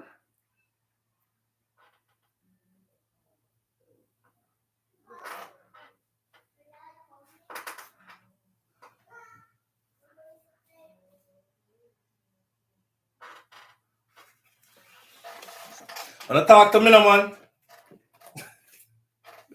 What I say? Look like man or woman? An old woman. It look like my dear lost sister. My son started going for Petty from he turned 14 and he's a basketball player too. Here look like woman, but again, I don't know anything about wigs. Says Crystal G. Yes, cut the hair down a little. All right. Dude, when him did a hide from the USA, Dodos, when Dodos did a hide from when they come for him.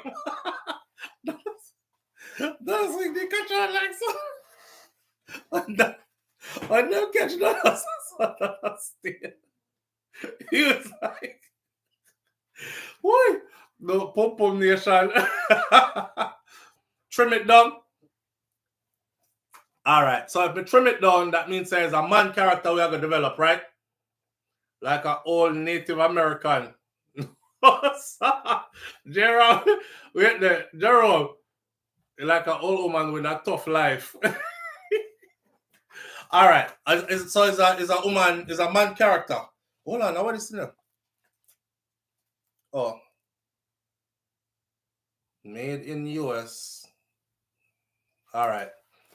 So it's a made in US. So it's a man character we are gonna develop, right? Agree? Agree? No, me can't do both because them can't look the same. If I'm gonna do a woman character, me have to go get something that look more like a woman. This, to me, this look like a man, except for the hair.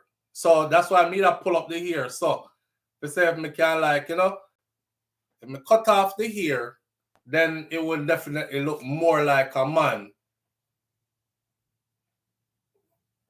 than anything. Man character. All right. Coming right up. Why for that? The hair makes it look like a woman. When you pull the hair back, it look like an old man. So that means I need to cut off some of the hair, and then it will look like an old man. Man makeover, black woman, mother, white woman for her braids. We're going on to our law. We did the pretty down one already. That is it for us this morning, people. We talked about Trump already. We talked about, yeah, that's it for us this morning. And it's 11:38. It's the end of the morning for us. Manners and respect to everybody tuning in. I appreciate you greatly. Big up on yourself. It's the weekend. The character named Filbert.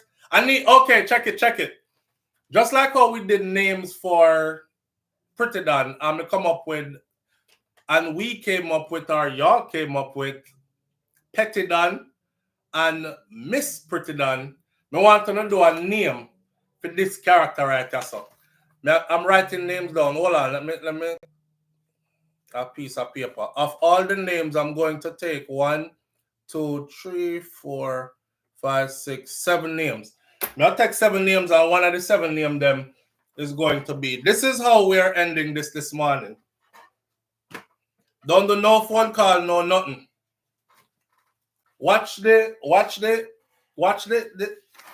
and figure out the name of the character, all right?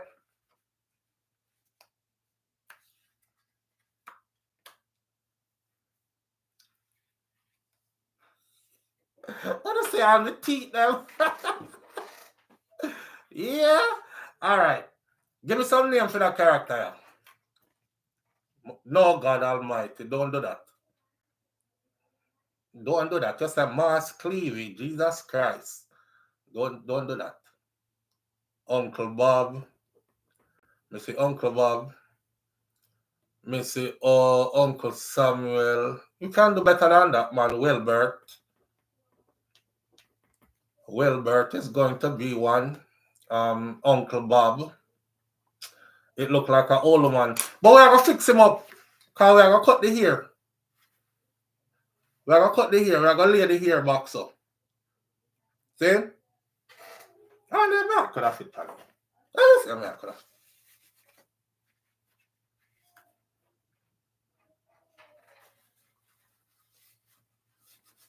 What you name around this one? Mas Rufus. I'm surprised I can see clearly. Old man Pappy. We have 1, 2, 3. Give me 4 more. Mas Lanzert. Why? Mas Lanzert. You know, he look like the old man in 20 years of sleep. Mas Lazarus. I need 2 more. Give me 2 more.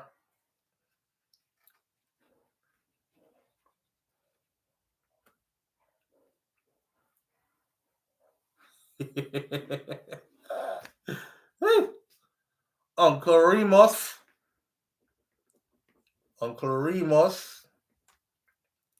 Mas Rufus.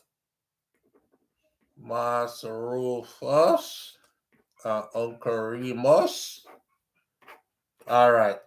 We have a list of names. We are going to work on the list of names. All right. So, big up on yourself. Have a wonderful weekend. Thank you for tuning in. Surround yourself with people that love you and people where you love.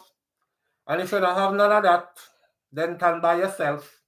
It's okay to be by yourself because you can't love nobody else unless you love yourself. All right? All right. God go with you. And like my granny used to say, Miss Ruby said, she said, you should be good. But if you can't be good, be careful. But it's best to be good. And my grandfather, Mas Cleavy said, I will see you tomorrow if God spare me life. All right? All right. One love. I'm out. Peace.